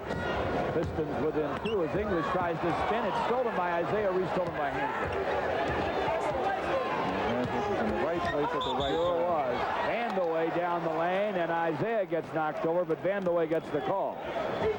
Or he's calling that on Earl Curtin. Called on Earl. Nevertheless, Kiki gets the call and goes to the line. Isaiah was in pretty good position there on the help out, but Earl, out of position, used his arms to really kind of push Kiki and give him a little nudge right into Isaiah. Curtin just his second, Pistons third, and Kiki Vandeweghe scores again. Well, Denver has a very good team in there right now, George. Vandeweghe misses the second. He has 39 his season high. Isaiah rebound. Pistons down 3. Isaiah at the line. Fires no. Long gets great position on Dunn. Gets the rebound. Takes him in the lane. Dump it down to Curtin with a miss. Earl follows, and is he hit? Vandeweghe fouls it. That's a good play there by John Long. Earl missed the easy one inside, but he stuck with it, got it back, and it's fouled. John Long isolated after the offensive rebound. Got cut off in the middle, threw it right down. As Curtin was cutting down the middle, he got fouled on the shot and going to the line. Earl gets the first, so it's a 2-point game. Yeah, they called it on T.R. Dunn. Vandeweghe's the one who fouled him. They're going to change it now, I believe. Well, Borgia and Hall are talking it over, and we got a timeout. 5:42 to play in the game. 129-127 Denver. This is the Pistons Basketball Network.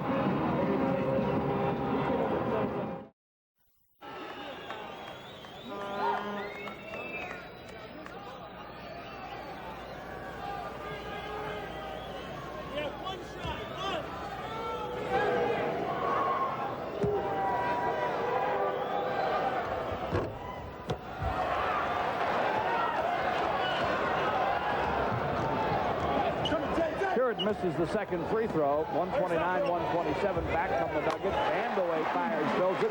It's now 131-127. 5.5 left. Boy, you can't give him any room at all.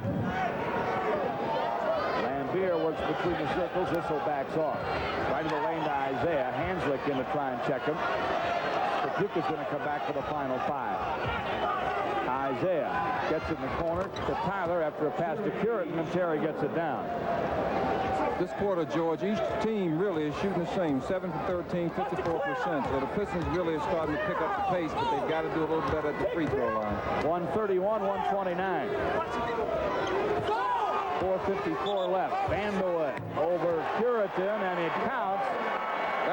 Now the official blew the whistle. I want to see what he does here. They blew the whistle for illegal defense, did he not, or for a foul away? Then after that, he was saying no basket. Now he changes his mind and says the basket is good.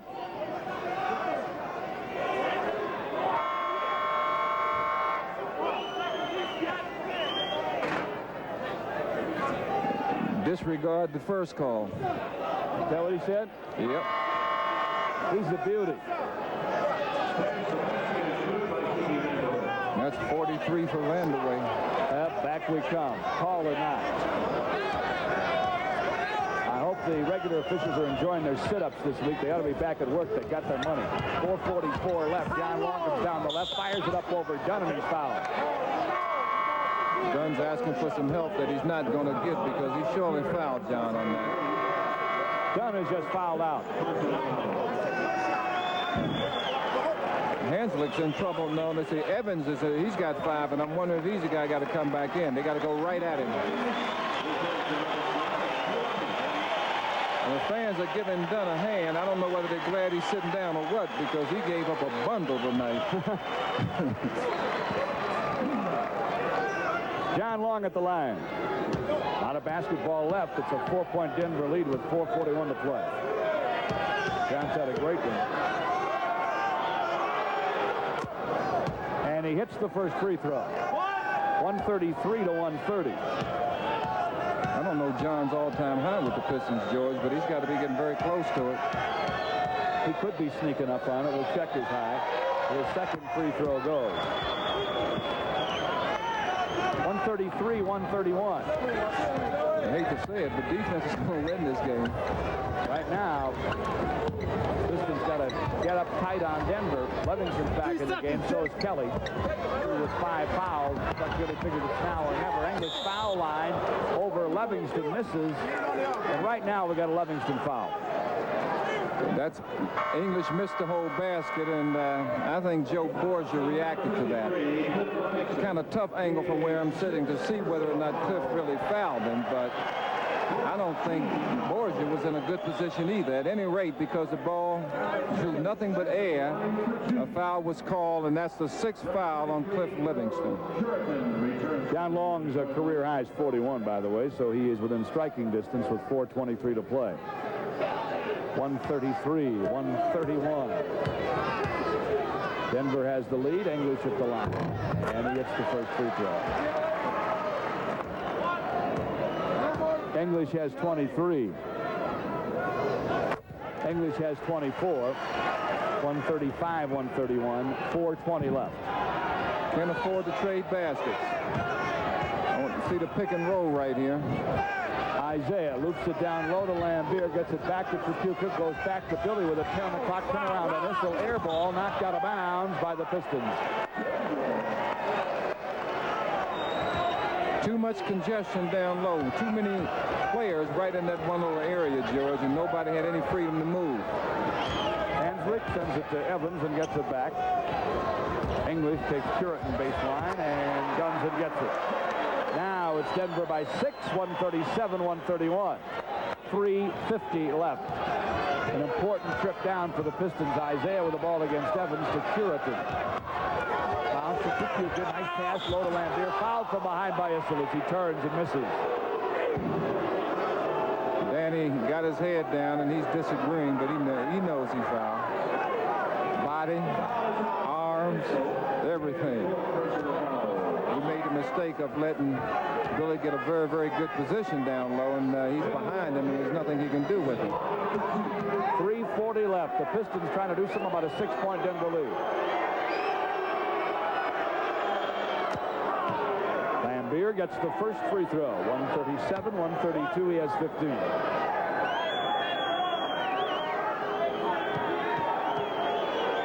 The whole key, George, they got to stop Denver a couple times down the floor. Denver's smart. They're going to keep the ball in the hands of that front line, which is devastating. The second is a miss, and Issel boards it. It's a 5-point lead for the home team with 3.5 left. Evans with the basketball. Holding it high, and now away from the ball, they got a Piston foul. It's on Puritan. Puritan, right there, he knew English. If he got the ball down in the paint area, he was at his mercy. So trying to keep him from getting down where he wanted to go, he pushed off, and English is going to the line, 1+ the penalty, with a score 137-132 in favor of the Denver Nuggets. And Alex misses the first free throw. Pistons can use every miss by the Nuggets, and they get one there. He doesn't miss the second, so it's a 6-point lead. 138-132. 3:25 to play. Isaiah to forecourt, working to Long, back to Isaiah. 3 on the left is Trapuka, fires, fills it. Kelly with an important hoop. He has 18. It's now a 4-point game. Now let's see what they can do about checking it. English on top against Puritan. Right side is the Lambier flying at him, misses. Long rebound. Got to get it to the middle of the court right now so he can have his options. Now looks at baseline right to Trapuka. They get on him. Vandaway in his face, and Kelly gets it down. Kelly moved his feet on that, really trying to get himself squared off at the basket, and the fans reacted to it. And it's 138-136. The Pistons back to within 2:49 left. Timeout. Denver on the Pistons Basketball Network.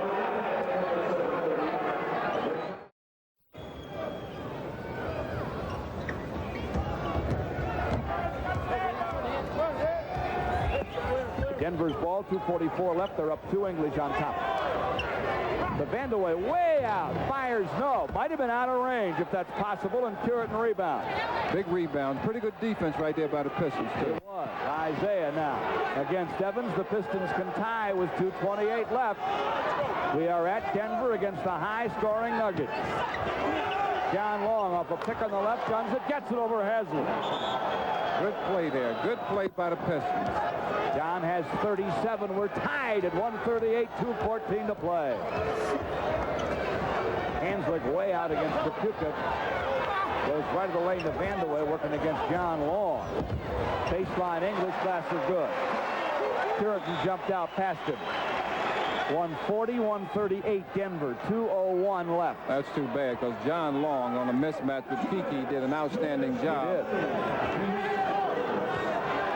Isaiah working the wing against Evans. Right of the lane, Kelly knocked away, and he's fouled.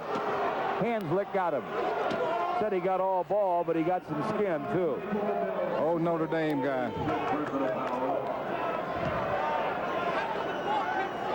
Trapuka's trying to squeeze some life back into his hand, and Hanslick saying, I never touched it. Maybe they're both active.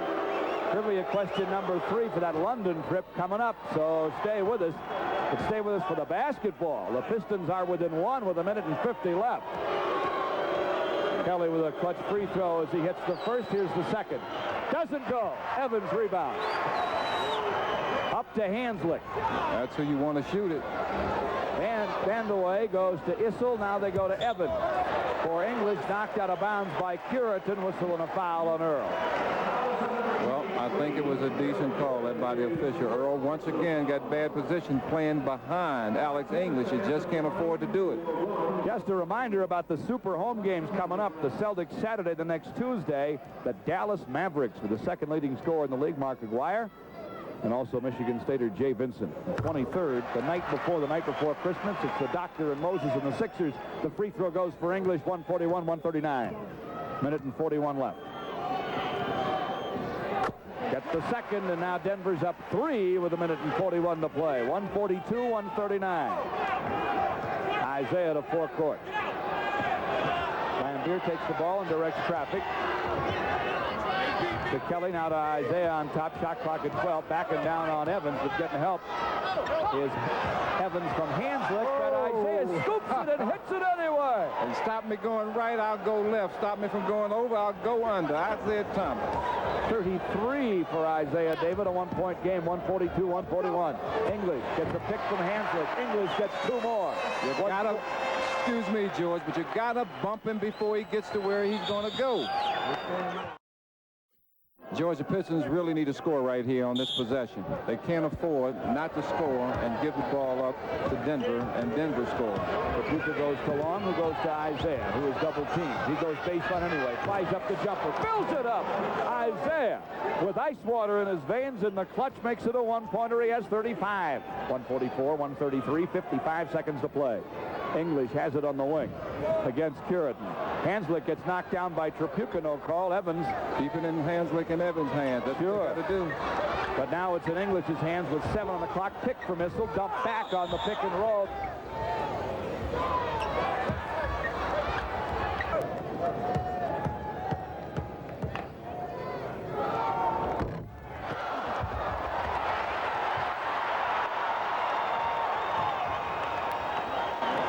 And now with 34 seconds left, the Pistons are down 2. Denver's got the ball.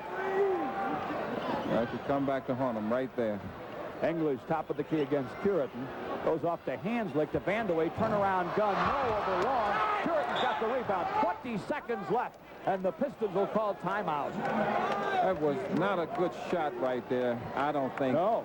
You know, he's hot. He's been playing extremely well, but the clock really, the 24-second clock was not running down. He probably could have worked the ball around for another 4 or 5 seconds and gotten a little better shot. Let's give a special thanks tonight to our TV remote facilities people and our crew from KWGN TV in Denver. Our director is Lou Personette. Our statistician, by the way, tonight, Arlen Freeblood. And CTC, the easy computer method of buying Piston tickets, is now called Ticket World. Get tickets at any price range the easy way at any one of the over 40 Ticket World locations throughout southeastern Michigan. George, the textbook play right here is going to be interesting. With 20 seconds to go in the game, the Pistons down by 2 with the ball. Obviously, they got to score to put this thing into an overtime or get a three-pointer and try and win it. But if they score too soon, then that could be a problem also, because if there's more than 5 or 6 seconds left on the clock when they score, then Denver's going to have a chance to win the game. So it's going to be an interesting situation to see how they run this offensive series. 20 seconds showing on the clock. The scoreboard shows plenty of points. 145 to 143 is our score. That's 288. This is the second year for the Pistons Backcourt Club, a booster club of Pistons season and many season ticket holders to join the club and get in on the Backcourt Club activities called the Piston Offices. All kinds of noise in Denver.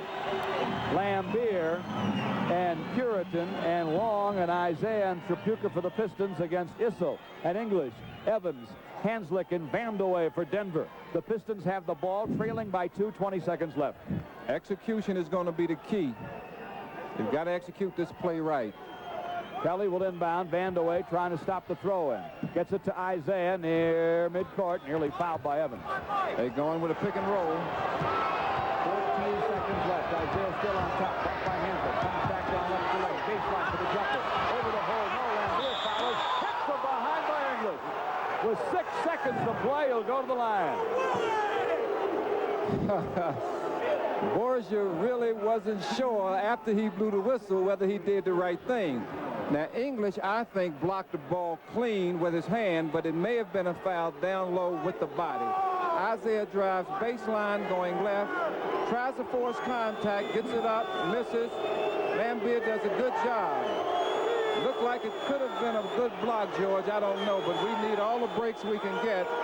Billy has to score these 2 free throws, though, and he misses. Oh, he pulled it way short on the first one. Let's pause 10 for a station ID. This is the Pistons Basketball Network. And the Pistons may have to wind up fouling as soon as the ball comes in if Billy makes this shot. They call a timeout instead. We have 6 seconds to play. It's still 145 to 143, and the Pistons have called a timeout. We'll worry about radio later. George, I think my strategy on this would be tell Lambier, you better make this shot, number one. Then I think the Pistons they've got to foul on the inbound pass. The game would be tied up. Well, Pistons would be 1 down. If they foul coming in, that's the only way they got a chance to win, I believe, is to go for the three-pointer. I think so, too. Yeah. Lambier missed the first free throw in the noise, and that is the first time I ever remember Billy pulling something up short because of the pressure. But he did it. Oh, yeah. No question about it. If anybody plays long enough and you get in that position, it's going to happen to you. Just hope it doesn't happen too often, because when you're playing up here in the NBA, if it happens too often, you don't have a job. In fact, if I could send one Piston to the free throw line because of the free throw shooting ability and all that stuff in the clutch, based on what I've seen the last couple of years, it would be Lambier. But he missed the first one, and now he gets a chance for one more with 6 seconds left, and the Pistons down 2.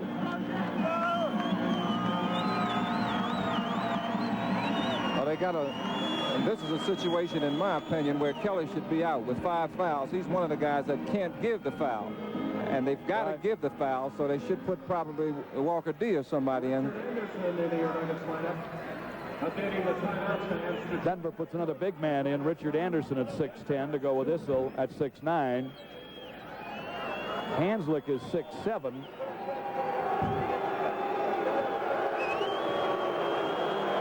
And Lambier will go to the line. Boy, it is noisy in Colorado. He bangs it off the iron. Isaiah rebounds up and in with 4 seconds to play.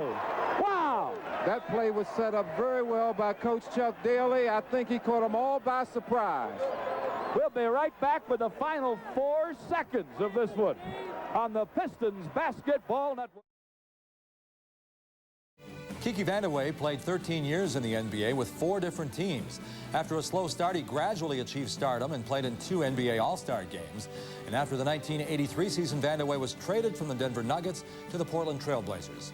For more on Vandeweghe and his move to Portland, here's a vintage SportsCenter report from 1984.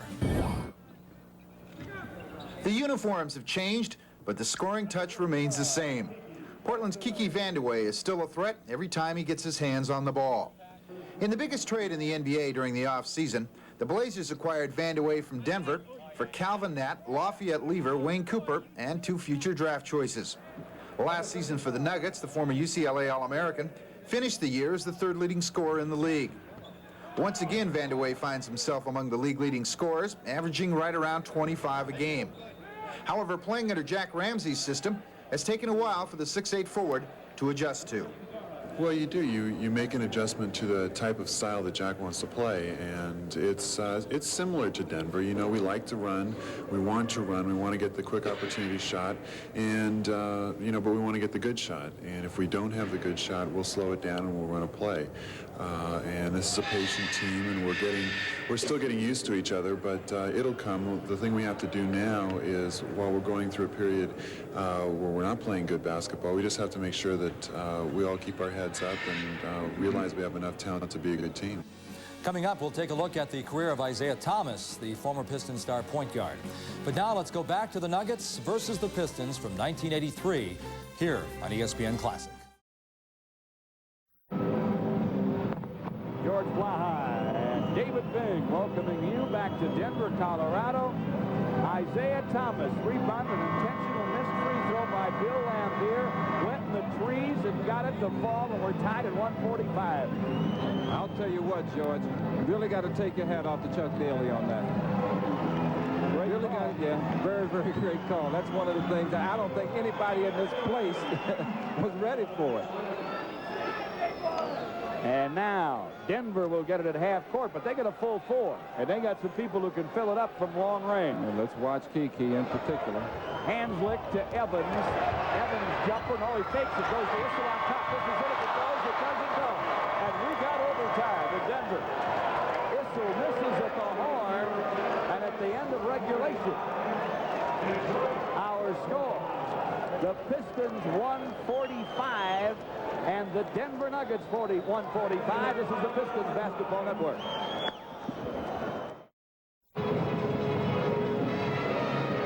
And we got one going here in Denver. 145, the Pistons and the Nuggets. Pistons trying desperately to bring home 1 win off the road trip. They have lost 3 they could have won. And I think in 2 cases, they should have won. Now they're in a situation again where they've gone to the wire and come out, this time tied, after holding Denver in the final 4 seconds, thanks to a Dan Issel miss on a well-conceived play. Went to the top of the key. Issel can score from there, but he just plain missed. And what they're doing, Denver that is, Doug Moe, they've taken Dan Issel out. They're probably going to rest him for a minute or 2 and bring him in for the stretch run, the last 3 minutes or so. Shays goes in at center with jump center to start the overtime. Shays brings the tip to John Wall, wins the ball. Guys there. We're going to play 5 more in Denver. 145 is our score.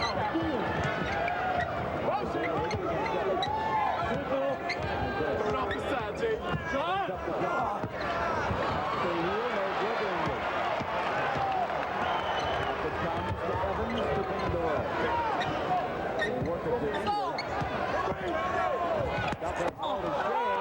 Knocked away from the blind side by Isaiah.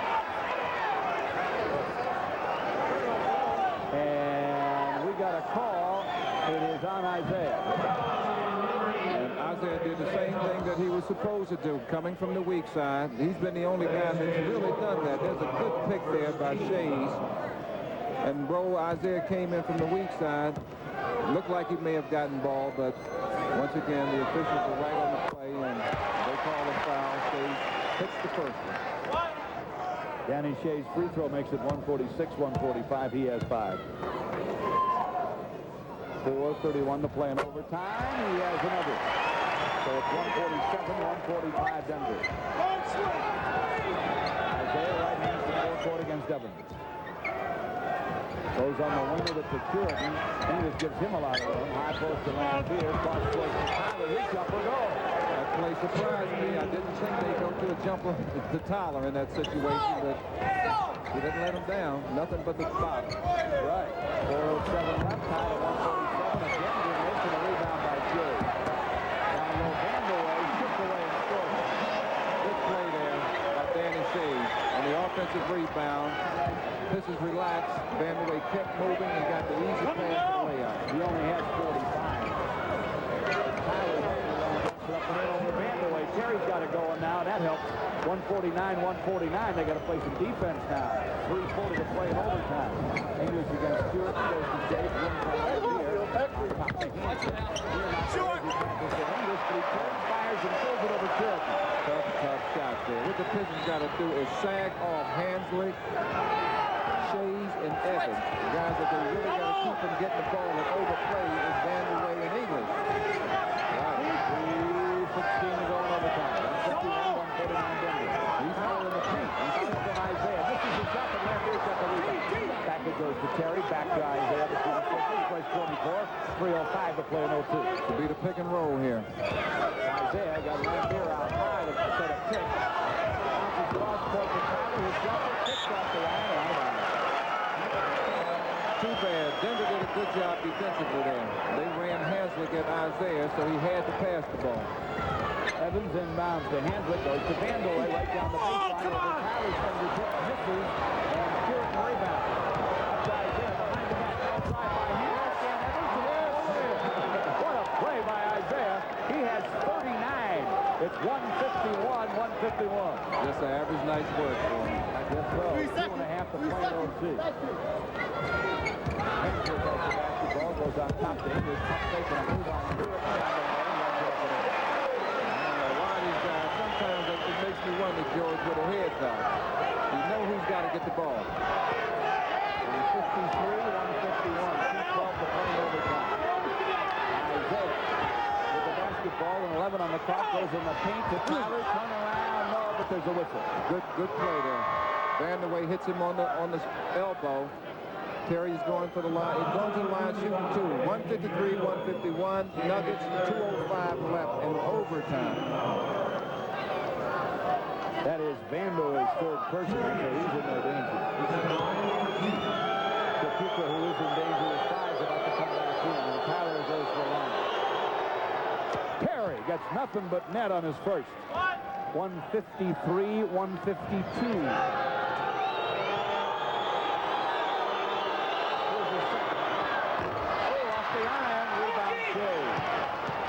That's hurt the Pistons in the second half. And they would have won in regulation. Gets loose down the lane, runs it up and in. So it's now 155, 152 with 150 to play in overtime. Isaiah looks against Evans. Pistons down 3 in overtime in Denver. Isaiah down the lane, hook on the run up the high glass. No, Hanslick rebounds it. Well, Lambier had about 2/3 of the position underneath, but no other Piston had any, and Hanslick got there. And now Denver's up 3 with the ball. They're going to have to play in overtime. Run off a little bit of time right now. That's all timeout right here. 157, 152. We'll be back in a moment. 1:24 to play in overtime. Denver 157. The Pistons 152. This is the Pistons Basketball Network. George Blaha and Dave Bing with some of the superstars of the NBA, certainly some of the super scorers. We've had some excellent individual nights here. Overtime in Denver, the Pistons and the Denver Nuggets, 157, 152 is our score. Don't forget that third trivia question is still coming up. George, some unbelievable shooting from the field for Detroit in this last quarter in the overtime period, I believe. Detroit's 14 of 22 in the last quarter for 64%. Denver's 12 of 22 for 55%. Free throws was atrocious, though. 47% for Detroit and 67% for Denver. Pistons down 5, 124 to play in overtime. Trapuka triggers to Isaiah, thinking about a three-pointer, throws it up to the top. Oh, won't go tapped up, no, by Colbert, back up, and he is hit, and he misses. A minute and 18 to play in overtime. 157, 152. Salespeople still at the Piston offices to take those orders since we're in overtime. But they got off a 10:50 seat Saturday night. Madeline Hazy mans the phone. Miss right there by Tolbert. In the OT, 71%. And there's another miss. Lambier had the rebound, but is pulled away by Vandeweghe. Isaiah ties up Vandeweghe. 1:16 to play in overtime. It's Denver by 5. The jump at the Piston foul line. Denver takes the timeout. 1:57, 1:52. They lead it to 1:16. Showing on the clock in overtime. This is the Pistons Basketball Network. George, in the OT, field goal percentage, 5 for 7, 71% for Denver, 2 for 2 from the line. The Pistons, 3 for 7, 43%, 1 for 2 from the line. Great individual performances tonight. Kiki Vandeweghe, 47 points. English, 37. Isaiah, 39 points with 15 assists so far, and John Long at 37 points. Seen it all. Vandeweghe jumps Isaiah. Isaiah really tapped the ball, but English control. Stripped away, picked up by Lambier. Down to Colbert up the high glass door. 1:57, 1:54, and Isaiah falls on English and on Evans in back court and holds him down. He's pinned him. I think he's going to call it on Isaiah.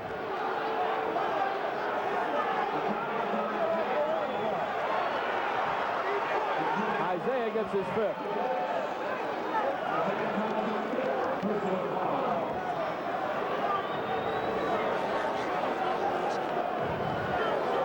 I'll tell you, this is crazy. Tolbert makes the basket, and after the basket, and Isaiah was trying to give the foul. Finally got it. With a minute and 6 now to play in overtime. Just a three-point game. 157, 154.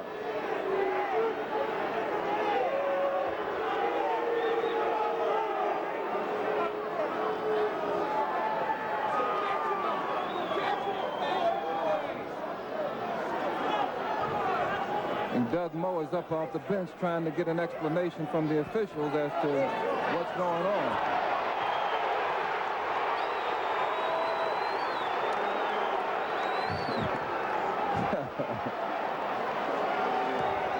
But English comes down and shoots must be a technical foul on Isaiah. I don't know. Really need an explanation. 158, 154, and away from the ball foul. Away from the ball in the last 2 minutes, and it's one shot foul. And why did English? I don't understand why English shot the foul. Hanslick inbounds to Vandeweghe, goes to Evans. They'll just try to run it down there with a minute left. When Isaiah took the ball from the official, that may have been a technical, but they didn't shoot any free throws. I don't think that's the case. Crazy shot. Evans throws up a crazy jumper. We got a crazy 45 to play. 4-point game. Need the three-pointer. Isaiah from the top for 3. He gets through. 158, 157. You ever seen one like this? 38 seconds to play. And Colbert gets a foul on English in backcourt. Colbert's upset with himself right now, but it may not be that bad of a foul. Right. You know, the English got to hit both of them. That'll put them 3 points up and give it to Isaiah again. A lot of pressure to put on him. That was his 42nd point. We have 37 seconds to play. We have a 1-point game. An astronomical score up there, 158, 157. Yes, it is. But we knew it was going to be a battle coming in, and it winds up being a very good foul. English misses the first free throw, folks. George, I hope this isn't a double overtime, I tell you. I started out early this morning out here. This time change got me.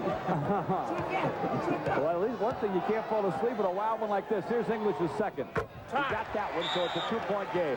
37 seconds left to play, and the Pistons are calling a timeout.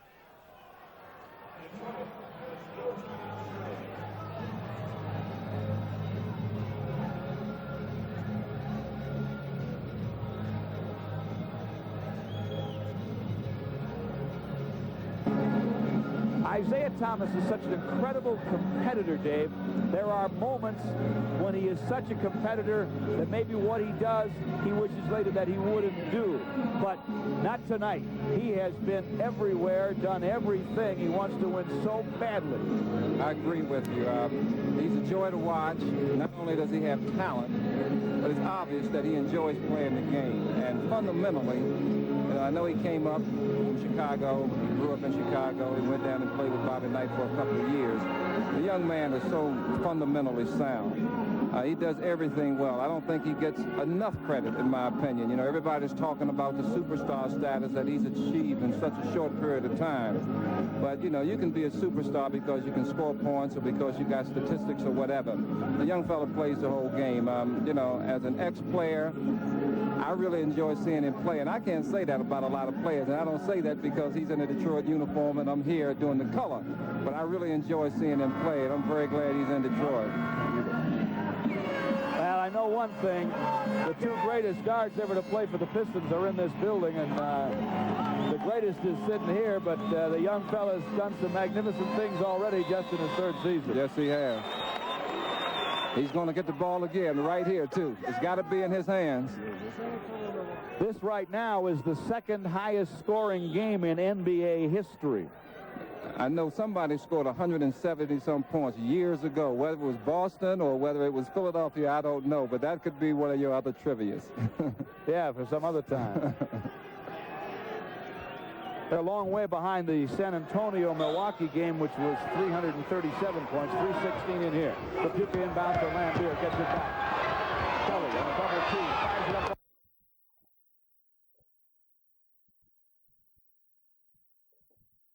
Right here, so that Denver can up and get something easy. Hanslick working against Long. 25 seconds to play in overtime. We're tied at 159. A 20-second timeout taken by Denver.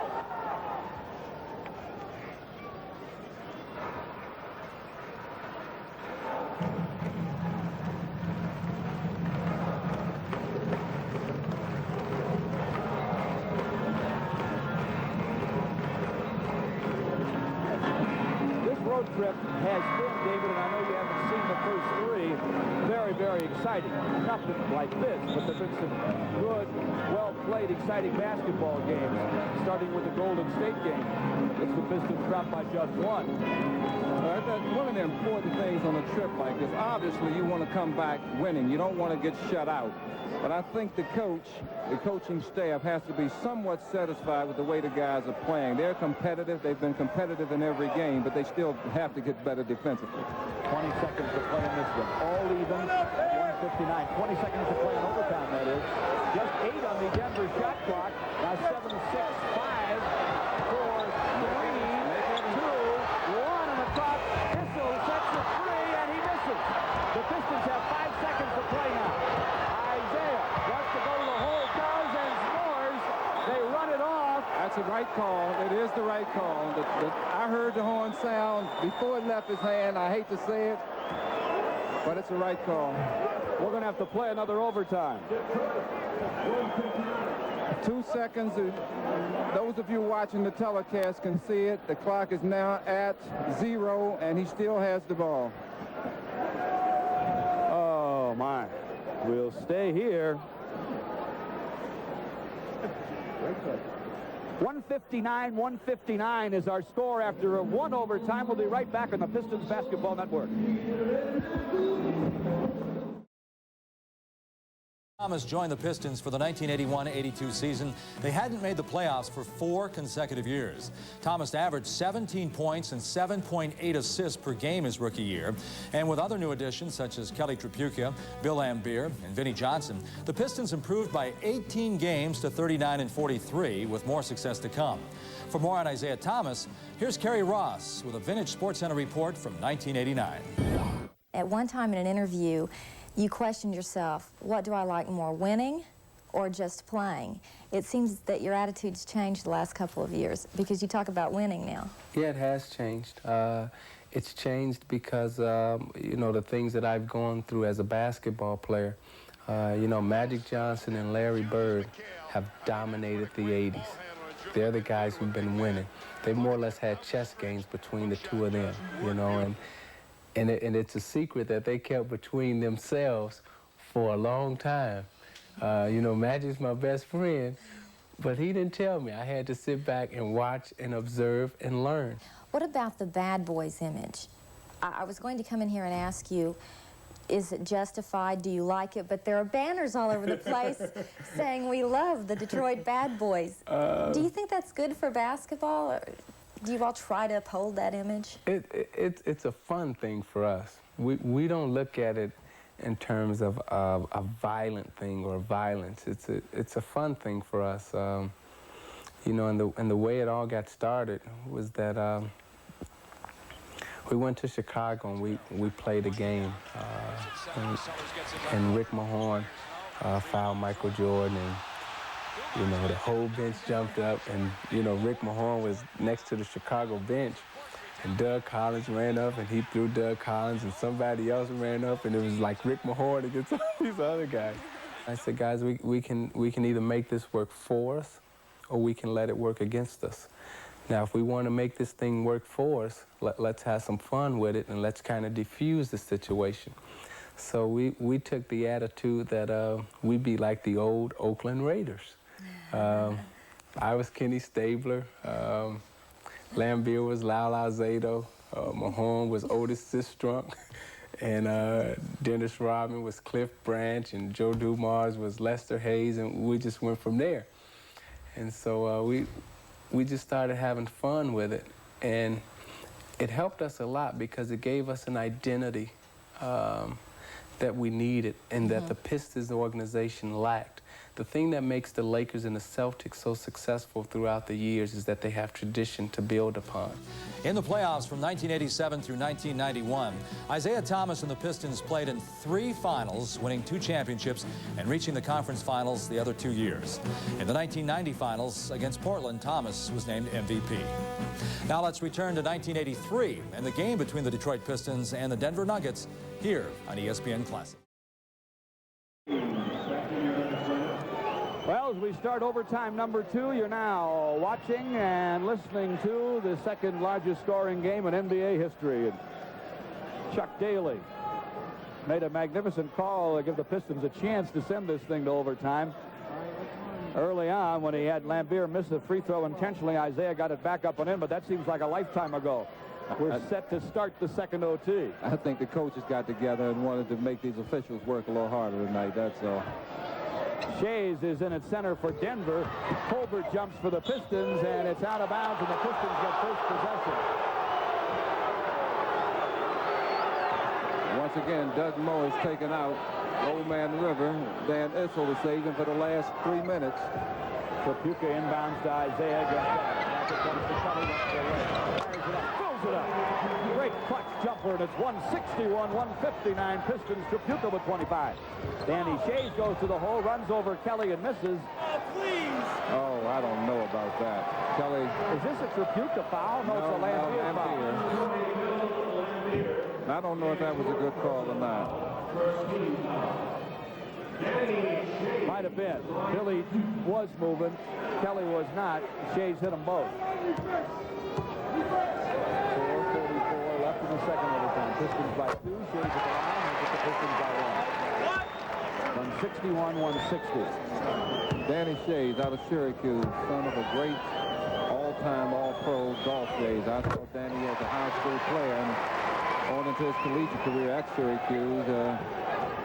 really has come around to be a pretty decent player, but he never really panned out. Another free throw there. It's tied. John Long leans from the right. The basket won't go. And Vandeweghe lost the rebound. Chapuka found it, and he fills it up off the glass. Pistons by 2. Great hustle there by Chapuka. Evans trying to hurry up the forecourt. It was great. They go to Hanslick with the basketball. Shot clock at 15. The Shea's on top. Cross-court Vandeweghe. He's 22 away. Over Kelly. Missed it. Great position there for English. Right back up and in. Nobody home underneath except Lambier. 163-163. Ray Tober's got to do a little better job. I guess so. Spotting, positioning.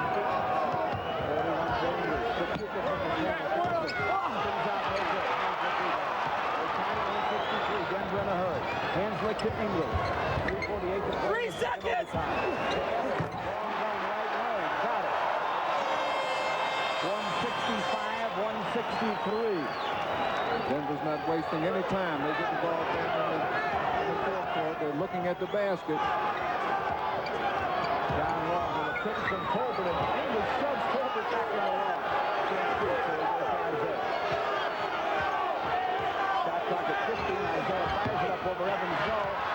Colbert had position with the rebound, shot over him to Hanslick.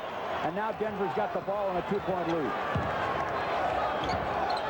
Evans looks between the circles. Goes to English against Colbert. Back to Evans. He can feel it. He's hot. He runs it, and he's out of range, and Colbert rebound. Pistons need to score here, George. Isaiah will work against Evans. Isaiah to Colbert to Chapuka. Chapuka gets credit for the 2, but Lambier gives him assist with a very, very nice pick. 165. Are you ready for this? 2:40 to play in the second overtime. Henry backing down on Colbert. Oh, Jesus! And hitting the floor, Lambier and Shays, they were tangled up. No foul is called. 2:30 to play in the second overtime. Denver by 2. Pistons are tired. Isaiah. Kelly, thank you. Good. Boy, could he shoot them when they count. Kelly's not tied. He isn't. You're right. He has 31. We're tied at 167 with 2:10 to play in the second overtime. On the way. Goes on the line to Evans on top of the steal by Colbert. English falls. He might have traveled. That's a good act right there by Alex English.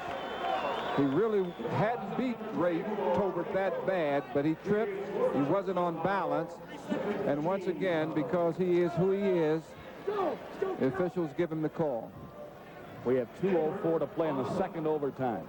Colbert's 4th, the team's 2nd. Nothing on the Nuggets here in the second OT. 3 puts you in a penalty. Let Kelly know that he's clear. Vandeweghe goes and a clear out against Kelly and gets it off the glass.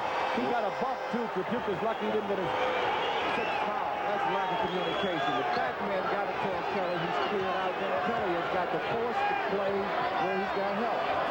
Kelly baseline left the pump fake, draws contact, guns it. No. Goodbye. Goodbye. That's the 6th on Evans. And Kelly forced the contact. I don't blame Mike Evans for being upset, but the officials have made some tough calls all night long. Evans fouls out. Denver leads 169-167. Tough situation there as Rob Williams comes off the bench. He hasn't played probably for the last 25 minutes, so he's a little cold, I'm sure. The Pistons should go right at it. Kelly can make this the highest scoring NBA game ever if he gets both free throws. Depend on it. Got the first one. Depend on it. And he can tie the game, which is much more important. It's 169-168. The second on the way for Kelly Chapuka. Got it. You were right, Dave Bing. It's 169-169. And you are watching and listening to the highest scoring game ever played in the NBA. They got to overplay English and Vandeweghe. That's who they're going to keep. They got to keep the ball out of their hands. Sag off and everybody else and make sure you make the ball. Pretty good play there. English tries to get it down to Shea. Knocked out of bounds by Lambier with 5 on the shot clock. This is a very, very important defensive series here. 5 seconds on the shot clock. Hanslick inbounds. English baseline jumper. No! Chapuka rebound! That's a good defensive play there by Isaiah Thomas. who came from behind English bothered him. And Isaiah will whip the basketball against Rob Williams, who's cold but at least not tired. You got to give it to Kelly. There it is. Back to Kelly. Kelly does it. It is off the glass. No. And Hanslick rebounds it. A minute to play in the second OT. 169 our score. Hanslick on goal for Denver. Off the iron. No to John Law. The Pistons looking about a 4-on-3 break. John down the lane. Right corner. Open is Trapuka. There fires. Knows it. Pistons 171 and Denver 169. They need a timeout so they can get the Issel in the game, but I don't know if that's all that important right there because he's cold. And even Trapuka is exhausted. We got a timeout with 41 seconds to play in the second overtime. The Pistons 171, Denver 169. This is the Pistons Basketball Network. At Rocky Mountain High in Denver, Colorado tonight, 171-169. The Pistons lead the Denver Nuggets. This is the highest scoring game ever in the NBA. We have 41 seconds to play in the second overtime. Nuggets ball. That's great. They're in the history book. Hanslick inbounds to Rob Williams, almost knocked out of bounds slickly by Isaiah. But Jess Hall finally saw that Isaiah touched it last. Inbounds pass goes to Issel, who is back in the game. Got to burn some time off the clock. And on the floor in the paint is English. And Issel throws it up after that and gets the basket. It won't count, but we are going to get a Pistons foul. Trapuka's out and third kill's on. For defensive purposes, and third kill gets the foul. Right now, that was a foul to give. Now, the Pistons got to make sure that they run about 10 or 15 seconds off the clock. They've got to play good defense for that long so that they can get control of the ball for the last shot to win it or to put it to another overtime. Williams goes to Issel. Back it goes to Williams. 16 in their shot clock, 27 seconds to play in the second OT. Williams' shot is up and it's short, and Hanslick and third kill are tied up now, and they'll jump it up. We have 24 seconds to play in the second OT. Also, there'll be 24 in the shot clock. And the Pistons really need control of the ball right here. Control of the ball, they can win the game, I think. And third kill, out jump Hanslick. He better. We'll see. Hanslick wins the tap easily. Out to Williams. I don't know if they're going to take a quick shot or not. They don't have a shot clock, and Long knocks it away from Hanslick, but we got a whistle and a foul. That may be just as well. Yes, it is. Just the point I'm getting ready to make. Even if he makes both of them, the Pistons got 17 seconds to either win the game or send it into a third overtime. I tell you what, these guys are going to need a lot of oxygen after this game, George. I tell you what, they're going to sleep well if they sleep at all. Hanslick hasn't scored tonight, David. He's a pretty good free throw shooter. I'm just trying to wish bad luck on him, though. Nothing but net on the first try, so it's 171. 170. Good substitution right here to get Kelly back in the game. Third kill will probably come out.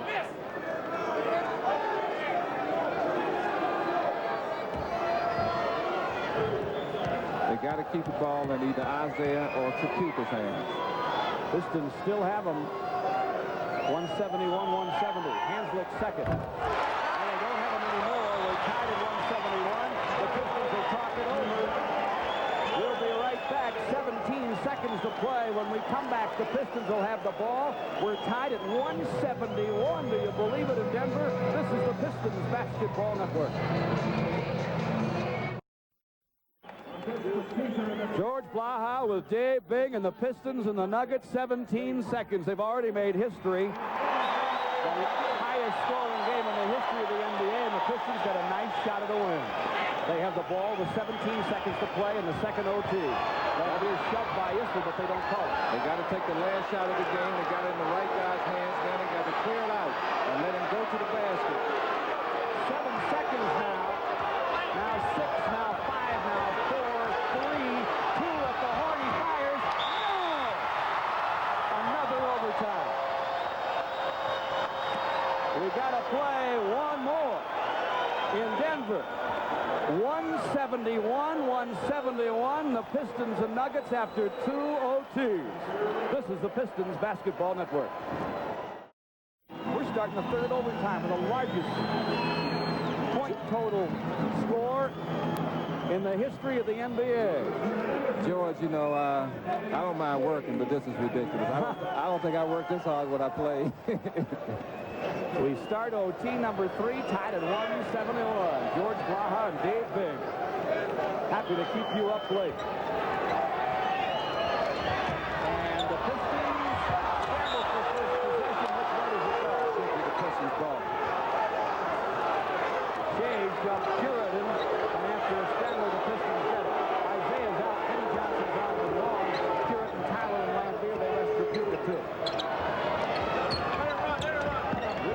English and Shays up front for Denver. The Pistons get it up front, and Tyler scores over English, and the Pistons lead 173 to 171. Nuggets have Hanslick and Rob Williams in the backcourt. Richard Anderson goes right along the meters to the pass to the foul line, cross court to Williams, back on top to English, starting down the lane on Terry. Got a hand on the shot, but it fell anyway. That's the shooter's coach. He's got 45. Vandeweghe's got 49. It's 173, 173. Overtime number 3. 4:16 to play. Vinny on the baseline. Vinny Johnson.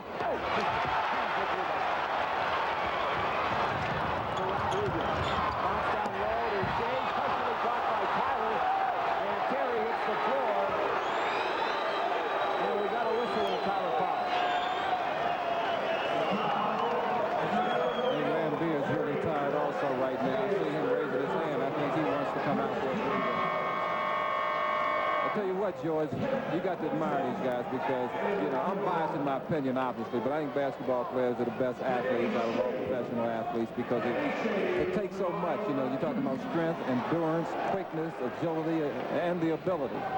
And these guys here tonight at Mile High playing the 4th game of the road trip. 3 overtimes, unbelievable.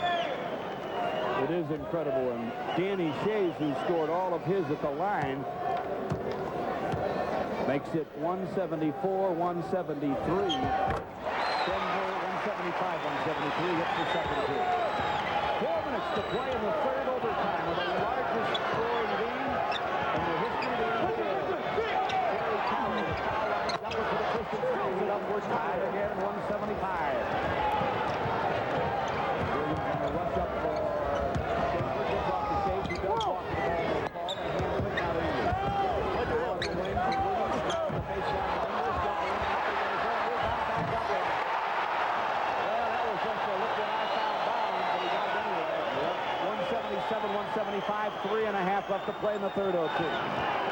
Everybody's tired, John Long included. As John gets it to Tyler, side of the lane, long gun. No, and the rebound is ripped down by Anderson. And now with Denver up 2, they come on the attack. 177 to 175. 3:10 to play in the 3rd overtime.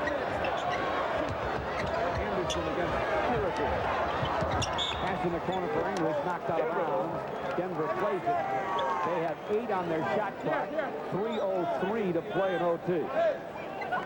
Can't let Denver score right here. That's not. Hanslick inbounds to Williams. Shot clock at 6 as they go back to Hanslick on the wing. Now 4, jumper on the left. No, and Benson's got the board. Up to Vinny Johnson to Long. Hands it off to BJ. Working against Rob Williams between the circles. Good cross on the baseline to Long. Fires, spills it up. John with 39. We're tied at 177. And we have 2:36 to play in the 3rd OT. Rob Williams goes baseline on Vinny. There's a triple team, and he's fouled, says Jeffrey Hall.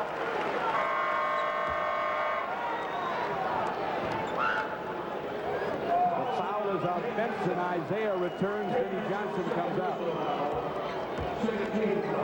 2:31 in triple overtime. 177, 177. 12 minutes to 1, Detroit time. And Rob Williams misses a free throw. That's even more important. So it's still 177, 177. Tyler out. Exhausted. Tripucka on. Terry does a good job as he comes out, and Tripucka and Isaiah back in on this sequence down the floor. A good substitution. Williams hits the next, so we could avoid an overtime now. We're off the tied-up digits. Denver 178, the Pistons 177. Isaiah to fourth court. They to Benson. Lob it to Curtin. Gets off the glass over his outstretched fingertips. Vandeway with the rebound. And a tough jump right now. Everybody's tired. Williams falls down the lane but flicks it off to English just in time. 2:08 left, 12 on their shot clock. Vandeway down the lane. Contact from Curtin and a foul. On a pass off. Earl's got the foul. Denver has the lead. Are you ready for the score? If you just joined us, it's the highest scoring game in the history of the National Basketball Association. 178-177 Denver. They inbound it to Williams. Against Kelly. Kelly's got to be careful. Takes some baseline. Misses the shot. Out of bounds off Denver. Pistons ball again. 1:54 left. Pretty good help-out defense right there. And maybe it's because they're tired and they really can't move, but they play pretty good position defense. Isaiah goes to left. Baseline there. No. But Curtin keeps the rebound alive. It comes down to Shays. On Curtin and Long. And we got a foul that's on Benson. And I think they will be shooting this one. Shot goes up. Good play. Good shot by John Long. Shoots it a little too hard. Benson gets a little over-aggressive on the rebound, which you can't fault him for, and he fouls Shays. Shays going to the line, and he's been shooting extremely well there tonight.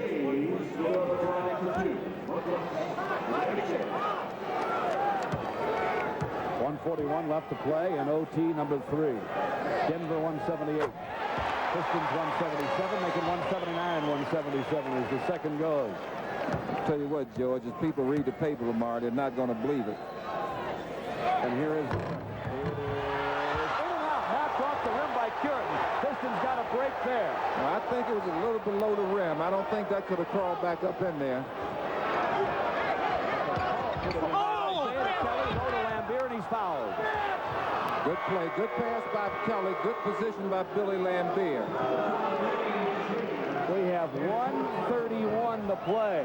We have Denver up a deuce, 179-177. And we have Billy Lambier at the line.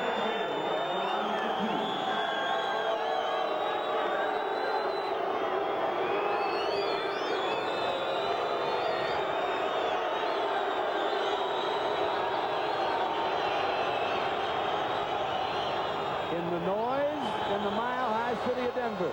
He hits the first one. He did some rim action, and he got it. 179-178. Tell you what, I feel a little bad for these officials. I really do, because they're the only ones who really haven't been able to get substituted for. Lambier gets the second same way. Kicked and finally fell. We're tied at 179. 1:30 to play in the third overtime. That's great. Williams have the ball. Williams got it now. Now English tries to look out against Curtin. Go down the right lane. Hooks it up on the right. Lambier's got the rebound. Way ahead to John Long. He will drive in. Good move. Good move. Kelly ran interference very well there. Got away with it. 181-179 Pistons. Here comes Williams to four court. Their hands up between the circles against Long. Shot clock at 15 seconds.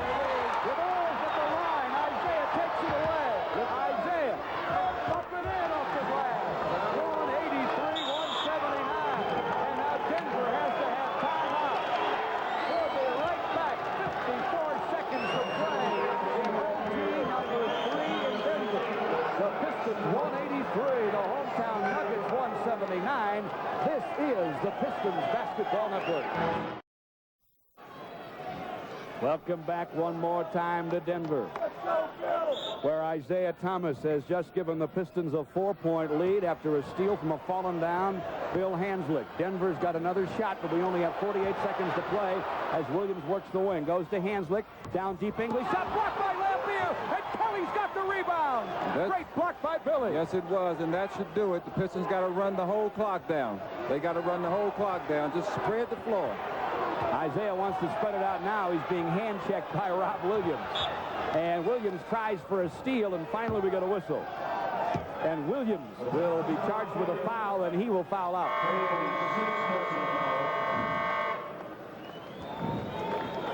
I don't know if they got any more guards over there. Maybe Doug Moe's going to have to suit up.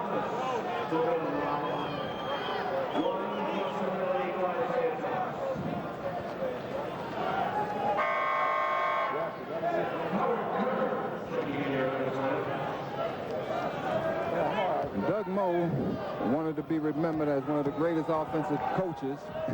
I think the way his Rockets have been playing since he's been out here,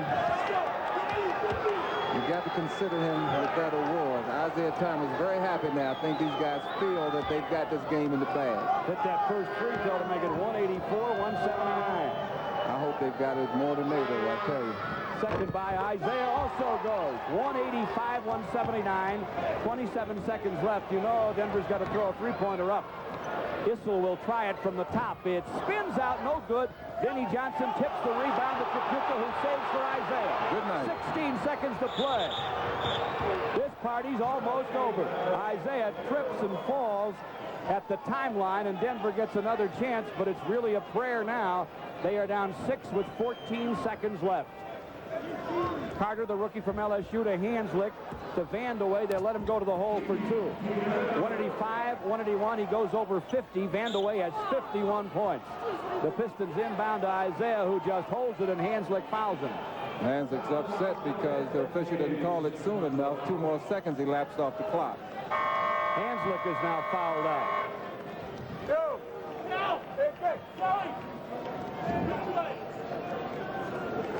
Down will come Isaiah. There are so many heroes on this Piston team tonight. Everybody who played did the job. Isaiah Thomas is in line 1+ penalty for Isaiah hits the first free throw. It's 186-181. Pistons showed a lot of guts out here tonight, George. Isaiah hits his toe. Spins off on the second. This will rebound it. In the forecourt for Anderson, his shot at the horn is partially blocked, but it goes in anyway. 186, 184, a second to play, and now it's over. Unreal. The Pistons win this thing in Denver.